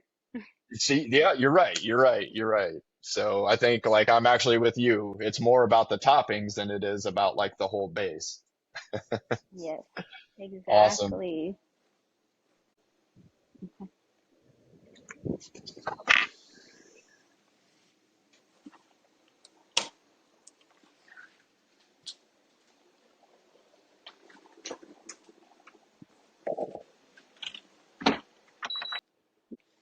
Tell people, you talked about like, hey, if you want to connect, like I'm here, whatever. How do they connect with you? Is there a certain place like you want them to go on social media or anything like that, or how do they show support? You guys can just follow me on Instagram. I'm more on Instagram than anything, so it's Chunky Wunky Monkey. Okay. hmm And I'll post it in the comments down below when I post this video. Put a link to your Instagram there if that's cool. Yeah, that's fine. And then like Awesome. again, if people want to like ask a lot of questions, maybe if you want to do it together, we can again do it again and answer questions if anybody has That'd be any. awesome. Yeah. hmm Yeah. So we can just Definitely do be this down for that. again. And then like if a female wants to join and they want to ask their questions, by all means, yeah, I'm down. Yeah, that'd be awesome. I appreciate that. I definitely I'd be super excited to do that. So I call this saved rounds, right? So for you and I, it might mean a little more than the average person, but saved rounds, anything else that we didn't talk about or that you thought of along the way that I really want to make sure people understand this. Hmm. I think we covered most of it, like your coach, pick the right coach when you compete, posing. What else? Oh, your tan. Know Mm, how to do your tan. Like that's one thing I forgot to mention. Um, some of y'all are gonna turn green. It's a thing. Don't put lotion. Don't do anything like the week of your show. Do not put lotion on your body. Like obviously mm, the day before you're gonna want to put on deodorant because you're probably doing what is it, cardio or something like that. But the day that you're gonna put your tan on, do not put on deodorant. Do not put on perfume. Exfoliate your body to the fullest because you do not want to turn green. Do I have no idea. Like that's one thing with tanning for females. This is a little bit mm. different. When you pee, or you gotta, do a number two for guys. For guys, it's gonna be easy for you guys to pee. You guys won't get it on your thing. Sometimes for girls, it's Yeah. gonna slip to the side. There's a thing on Amazon that you guys can buy that's like a little funnet that you guys can pee off of it. Like it's the one thing that I would recommend females to getting. Like Yeah. that's a saving grace for your prep when you're like you gotta pee because you don't want to fuck up your tan. Like you don't want that line going down your tan. Sometimes you tan the day before your show, the day and then the day of your show. So you don't want to mess up your tan. No, Yeah. that's awesome. That's really good advice too. It's interesting. I did like the spray tan just to kind of, I guess, know like what I'm gonna look like. And when we did one of my first kind of physique checks, I went and got a spray tan just so I could get an idea of like how does this look when I'm ready to actually compete. And what I didn't realize, and I'm still dealing with, is like I lesson learned, I should have covered my fingernails and my toenails before I did the spray tan because like my nails are still freaking like yellow from the spray tan stuff. And it doesn't matter Yes. how hard I freaking scrub, I cannot get that shit off. Yes, I Yeah. get it completely. But yeah, I like for people who are really, really white, I would recommend you guys start going to a tanning booth like twice Mm, a week, 4 weeks out from your show, like twice a week. Because I'm not white or I'm like yellow, palish. Like I don't know why I'm yellow. It's just the way that I am. But I would literally go to the tanning booth 3 weeks from a show, like every 3 days. And then like peak week, I would not go. My last day would be Tuesday. That would be my last day. But like, don't go every day because you can like get burned. Like those things are real. Like you don't want to get hmm. the burnt marks or stuff like that. No, but I would suggest you do that. Like if you know that the tan won't be well, or like if you are that type of person that won't hold tan very well, or you have to be brown. Like you really have to be black when you go on stage, black brownish, because when those lights just hit you, if you're Mm, not tanned enough, it'll wash you out. yeah. No, it makes Yeah. sense. Yeah, and it's it's funny. I get a hard time from people. They're like, "Don't you live in Tampa? Like, how do you not just have like a constant tan all year long?" And I'm like, "'Cause I'm always in the freaking gym." Like, there's no sunshine out there. Like, I'm not in LA, right? Like, we don't have a Muscle Beach here in Tampa, but maybe Oh that'll no, change. Maybe that's something we need to do. no, like I lived in California and I would just not tan there either. Like I was just yellow the Yeah, whole time. You just yeah. don't have I'm time when inside you're all the freaking competing. time. Yeah, Yeah, 100%. because Like, I'm you're, the majority of my day I'm in a gym, so yeah, and then when you're home, you just want to be home because you just want to have like an actual warm, cooked, fresh meal. You don't want to have shit yep, off of your Tupperware. Like right. when you're home, you really just want to be home. Like you just want a fresh ass meal that's off the stove. Yeah.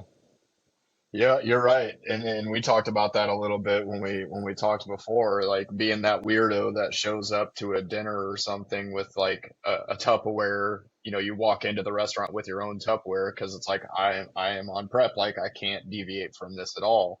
And and I think Yeah. you even talked about like going to the movie, like pulling out your Tupperware out of your purse, and if people ain't cool with that, I guess we're not going to the movie.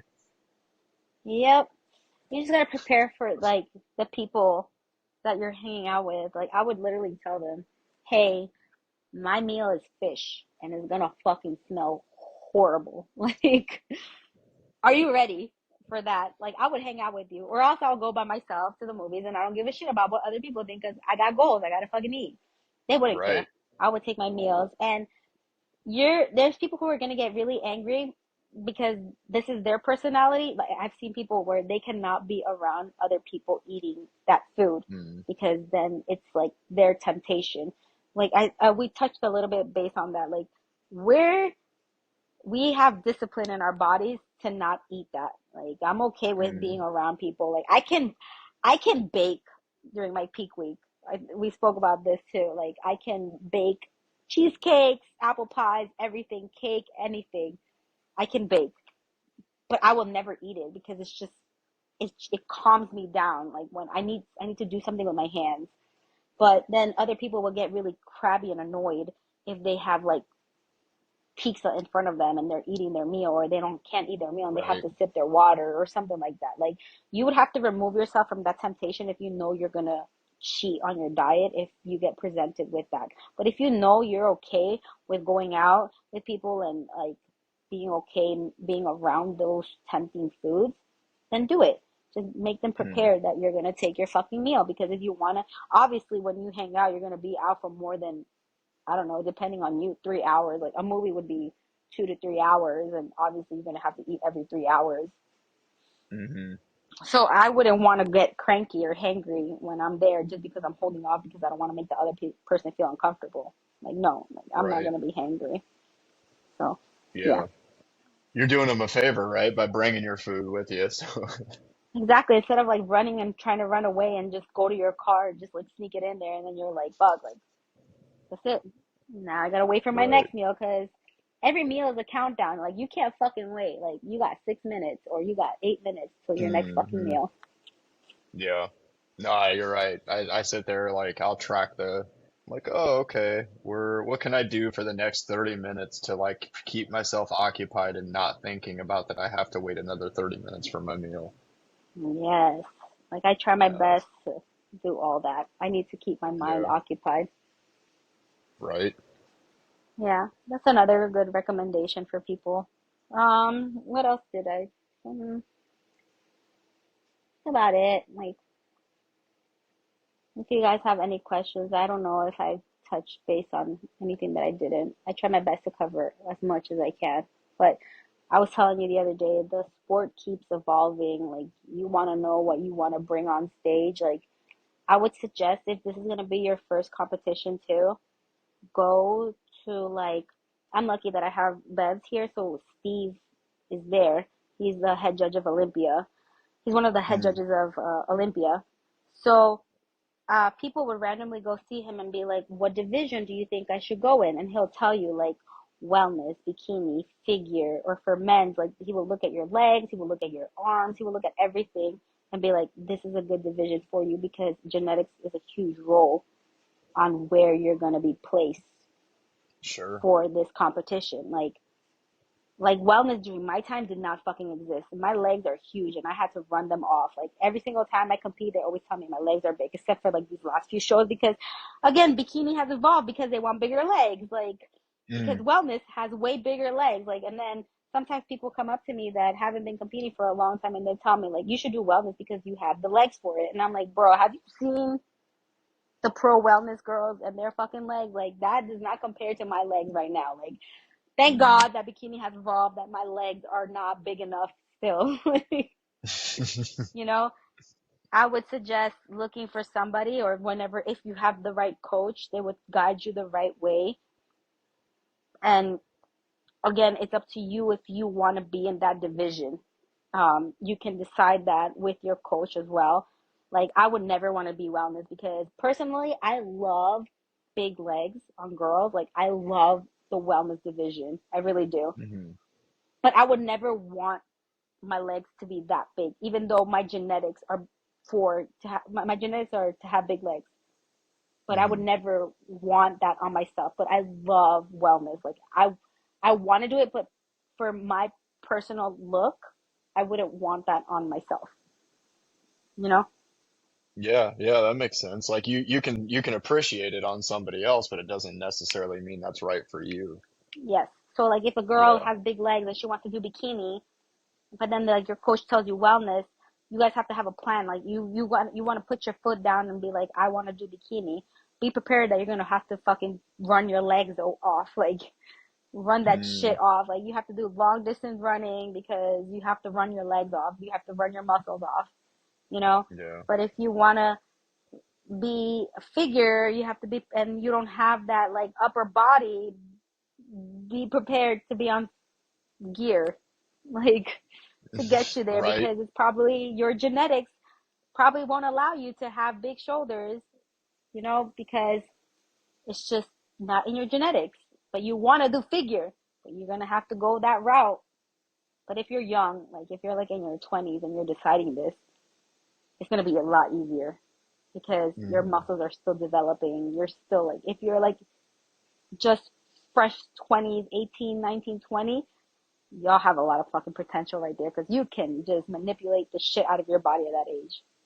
Yeah. Yeah, you get older, it changes a little bit. It gets a little more difficult. Yep, you'll have loose skin.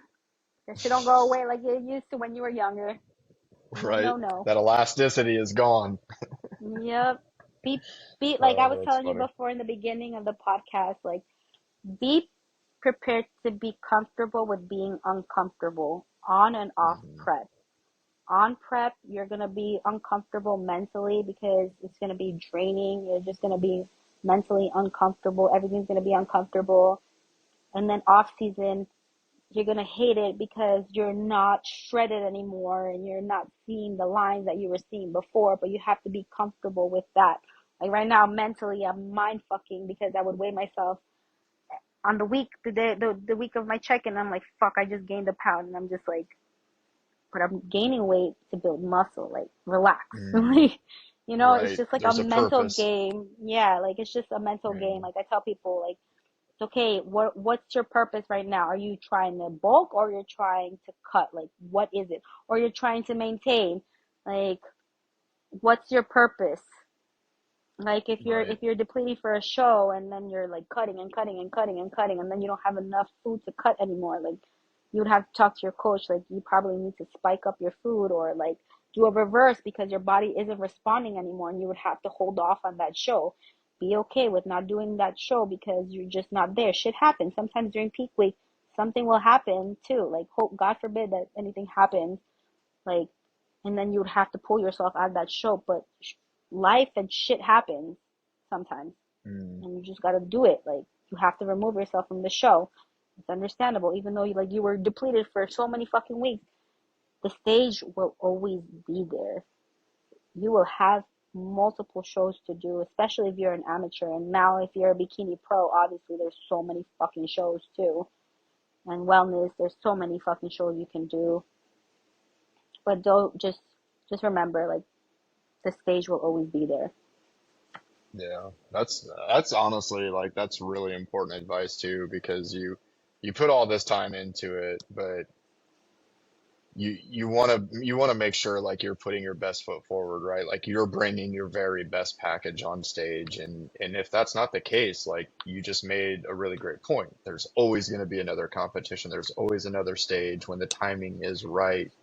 So that's I Yep. think that's really great advice. Yeah. Just So remember time. yeah, go ahead.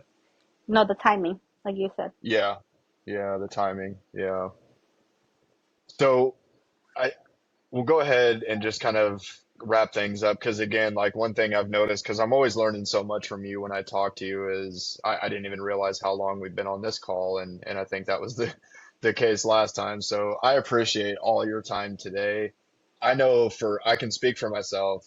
I've learned a ton from you in this conversation, just like I did in our first conversation, and I'm looking forward to continuing to learn from you and watch your journey as well and cheer you on. But I hope anybody listening to this, I hope you pulled something away from it, especially like if you've been on the fence about should I do bodybuilding or not.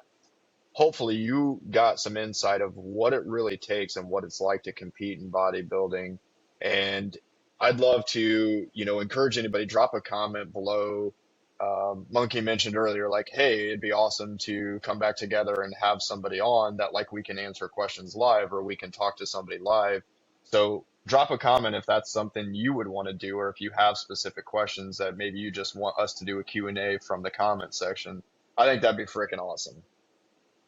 Yeah, it would. It's Yeah. nice to know what other people want to know because sometimes I forget. Like, I Yeah. forgot a lot about, like, there's so much new things that I've been learning about shows that I didn't even know. Like, I just keep surprising me all the time. Like, again, for amateurs, you guys have like a shitload of different classes you guys can compete in. Before it used to be open or novice. That's it. That's it. Right. Nothing else. Yeah. Now you have to like decipher a code to figure out what you're competing in. It's crazy. Yeah, and then you have to pay for your NPC card. Like I was like, what? Mm. What the Hmm. fuck? Like, Hmm. well, since when was that? Like, I don't fucking remember doing that. But No, then, I'm telling you, like all these little things add up so much. And I just yesterday, my coach was like, "Hey, I want you to go get a 90-minute deep tissue massage." And I'm like, cool, because he's that's like, you got some expensive. muscle, right? He's like, you got some muscle imbalances. I want you to try to get worked out and see if you can. And so it's like, cool, like that. Okay, that makes sense to me. And like, I'm not gonna say no to a massage. But then I'm like, I look it up and I'm like, oh, 90-minute massage is like 200 something dollars. Like, cool, let me just add that to the freaking list. Yeah, You have to Yeah. have like a lot of money to do this, especially if you're not uh like sponsored. People think like it's gonna be easy sponsors because you just won your show or something like that. It is Mm, not. If you yeah. have a full-time job and if you have like I don't know, not that many followers on Instagram, but if you do have a lot of followers and obviously you're on top of your shit on Instagram and you know how to fucking post at what time and stuff like that, then yeah, because it's all about money here, how you're Hmm. gonna make them profit and stuff like that. I'm not sponsored because I'm not really good at posting on Instagram. Listen, I have three full-time jobs just to afford this Yeah. shit. Like, and then consider prepping another full-time job because Lord knows how long you're going to be doing cardio, how long your posing is, how Mm, long your training is, how long that's another full-time job. So set apart about 4 to 6 hours, maybe.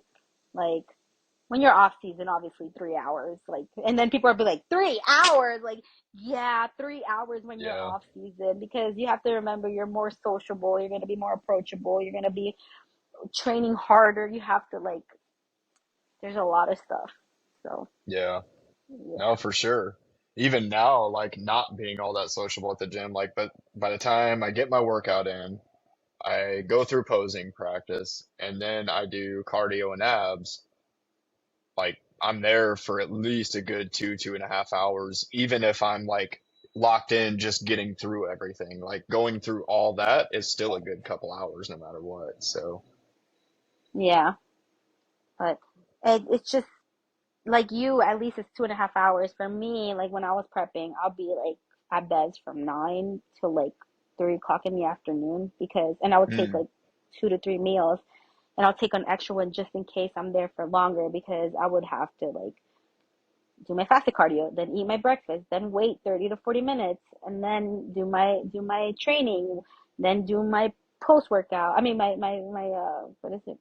Yeah, my post cardio, then eat, mm, then try to relax a little bit because you don't look the same as you do right after you eat when you want to pose. So you have to wait a little bit longer, and then the traffic going back home is another thing. Like mm, it's just a lot that you have to yeah, factor in. And then as you get closer to show, you're gonna have less of a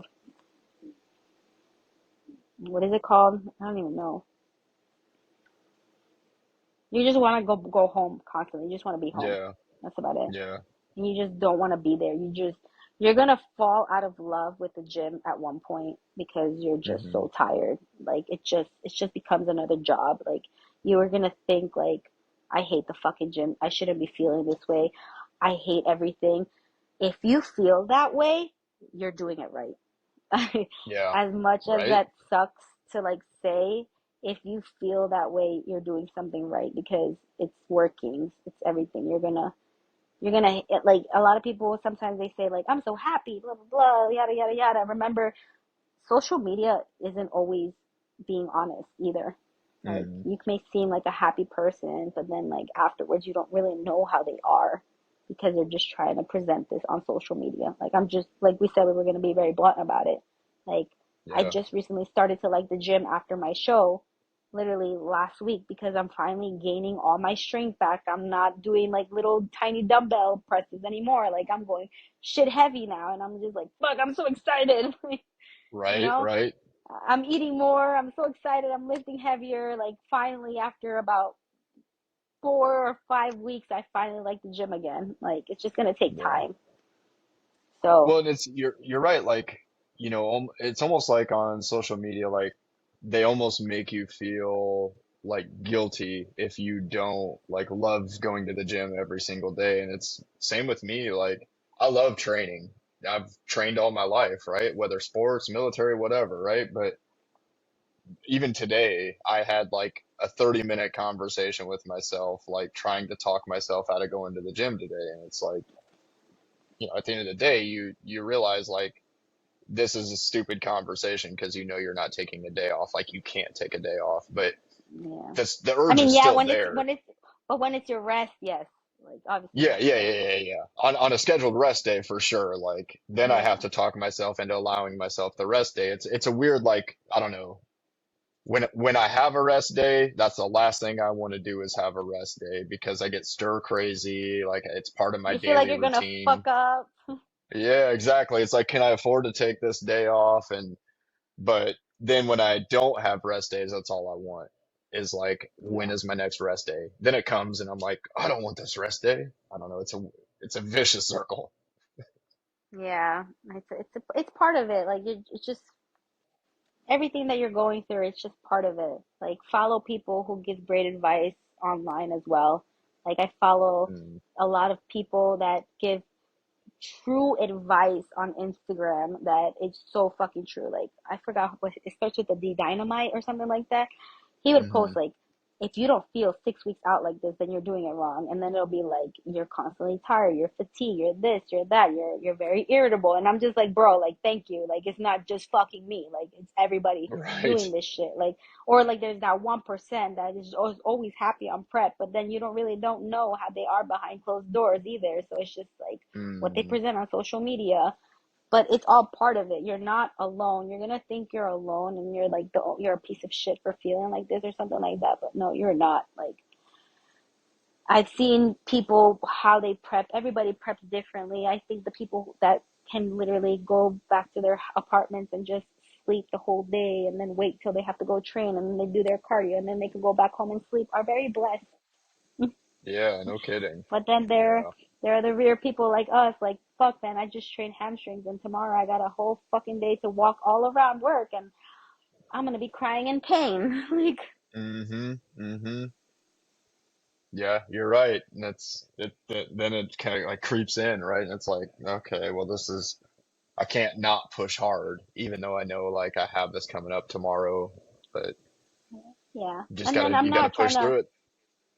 I'm not trying to unmotivate people like you won't get sponsored. Like you can get sponsored. Just Sure, like sure. for me personally, I don't have the like I don't know how to do the camera stuff. Like I'm trying something new right now, like posting my workouts and stuff like that. But it's like my Hmm. purpose is to motivate other people to do it because I received positive comments on like my post yesterday from like my workout, and I'm just like, as long as I inspire one person, that's all that matters, you know? I'm like, There cool, you because they go. actually gave that workout a try. I'm like, oh shit, like I didn't realize it. Like when people tell me random things, it like motivates me, even though it's just like one person. But like you can get sponsored. It's not that I'm trying to unmotivate people. Like you will never fucking get no. Like if you have to realize like being sponsored by somebody is another full-time job as well. Hmm. Like For you sure. have to constantly post. You would have to constantly do this and look in shape or do this or do that. Like when social media wasn't so big, I was sponsored by somebody, and like I would have to be, I wasn't allowed to go above a certain weight because I would have to always be like ready just in case I wanted to do a show or stuff like that, you know? It's all these things. And by all means, don't be unmotivated that you won't get sponsored. You can if you put the time, dedication, and you've learned how to like do all these things. It's possible. Don't be Right. unmotivated to think that you won't ever do it. Just like people get unmotivated being like, oh, I'm never going to turn pro. Like, if you have that mentality that you're never going to turn pro or you're never going to do this or you're never going to do that, you're manifesting that will never Hmm. happen. So based off what you manifest is how what's going to happen. If you're manifesting something like you're going to go pro, like you're going to fucking go pro. You're going to push everything to the side and you're going to do it. Like Yeah. just just have that mentality like this is your first show. I want to do my first show. I want to do my first show. I've seen a lot of people give up peak week or the week before. Literally, all their hard work, they're just like, fuck it, I'm hungry. My willpower is just gone out of the door. Like peak week is gonna be one of the weeks that you suffer the most. But Mm. it's how you just have to keep like thinking like I'm almost there. I'm almost at the finish line. Yeah, 14 days, 10 days, blah blah blah. Just again like right now, like I would think like don't think of doing a show just to do a show. Like do a show because then you know what you want to do. Like right now, your Right. purpose is to realize if you want to keep going. Like you can fall in love with this with this, or it can be the other way. Like you rather help people achieve that goal that you that you like whatever you had, that feeling that you went on stage. You want other people to feel that, but you don't want that for yourself right now. You know? Hmm. Yeah, And absolutely. that's when you become a coach. Like there's a lot of ways to just just manifest it. Like right now I'm thinking all the time like I'm going to win. I'm going to win. I'm going to win. I'm going to do well. I'm going to do well. I'm going to do well. That's it. Like if you don't do well, like for me it's like how I look. If I feel good and I Mhm. look good and I've improved from my last show, that's all that matters for me, Right. honestly. You can ask anybody as soon as I get off stage. I'm not that type of person. I've seen people like this, a lot of people where they're just like, fuck this shit. Like they would just like throw tantrums and I'll be like, and I'll literally walk outside happy. Hi guys. Like Right. shit, I did it. Like that's all that matters. You Mhm. did something that a lot of people cannot do. Like you're like with us, military, you're a Marine. You're like 1%. And then I'm like Mhm. 0.0001% because I'm a female Marine, you know? Right. So Right. then like another thing is that me and you were like 0.0000, we're Marine bodybuilders, you Right. know? Yeah, you're right. Like it's another layer to that, like you're part of, a very small group of individuals. Yeah. So, Yeah. oh, Yep. It's, and I appreciate like you talking about that and hearing you talk about it because you're right. Like I'm trying to manage my own expectations and like go into it with a level of respect for knowing that I haven't put in the amount of time that a lot of people do. So I don't want to go in there with like this false expectation, but at the same time, like I'm not doing it just for the sake of doing it, right? Like I'm going in there, I'm doing everything I can to show well and win, like that is the goal. But I'm also trying to manage those expectations, but sometimes those lines blur. And me managing my expectations is more like self-deprecation, right? Like you almost talk mm, yourself out of thinking you're going to do well because you're maybe like overly respectful of the process or downplay the effort that you're putting in. yeah. Sometimes I need that So the, reminder, need that kick in the ass. yeah, sometimes you do, but then sometimes at the same time it's how much you believe in yourself as well. Mm, Like that's about it. Like you just have to keep believing in yourself. Like you just have to remember, like especially when people do their first show ever and they don't do well or they do well or whatever outcome it is, you have never looked like that ever in your entire life, and that should be the most exciting part for you. that's Like actually that's awesome. That's a good point. Yeah. you that's how I look at myself. Like my first show was a transformation from being like a fluffy girl to like a weight loss so that I went on stage, and then after that it was just like okay, time to like do my homework, do my research, what do I have to do to win? And then another advice that I Hmm. tell people is just like when you're thinking about going pro, right? Um, and you want to do national shows, and national shows are fucking expensive because again, you have to travel. If you don't have a Hmm. local show that you can turn pro, you're gonna have to travel. I would always recommend a person like people automatically think like, oh shit, I won first or second place. I'm nationally qualified. I'm gonna do a national show. Don't. I would Mm. recommend people like this is how I started to do it. I wanted to desperately do a national show as soon as I got like first or second place. I'm nationally qualified. I can go compete. I'm like compete for my pro show. But my coach told me, no, we're gonna win overalls, 2 to 3 overalls before you go to a national show because it's expensive. During my time, um, our a bikini show and regular shows will be 2 days. So it'll be 2 days of makeup, 2 days of dieting, so you would not fuck up. So like the next day you would have to wash off your tan and redo your tan again the next day. So it's like 2 days Mm. of tanning, 2 days of makeup. That's 2 days of makeup is like about $500 and your hair. So Mm. that's what that was during my Damn. time. Like right now, it's just one show. You guys are lucky. Like it's just one day. Like one day you're Yeah. good. That's it. But during my time, it was like 2 days. They'll split it up into 2 days.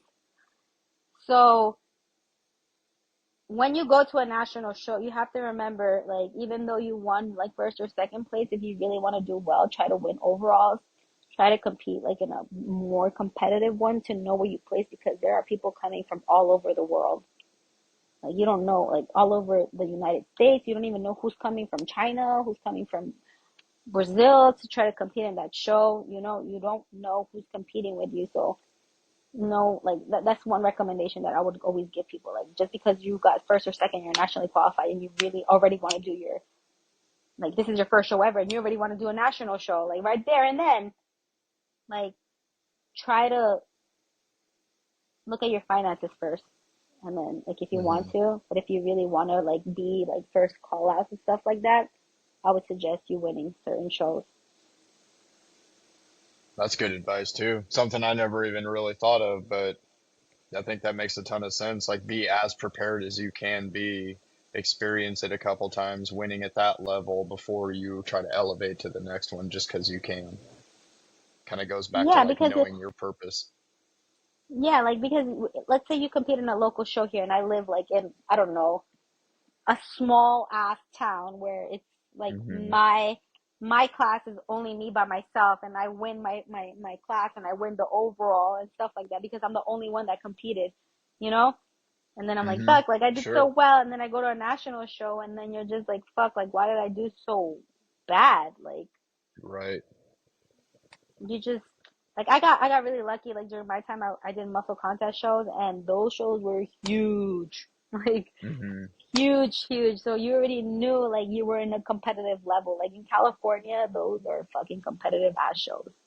I'm not gonna Yeah, lie. I can imagine. There's some heavy ass shows because Yeah. there's so many. And so many people, like, because it's such a big area and like the mecca, right, of like bodybuilding and everything. So I'm sure like so many people are coming to those to compete in them.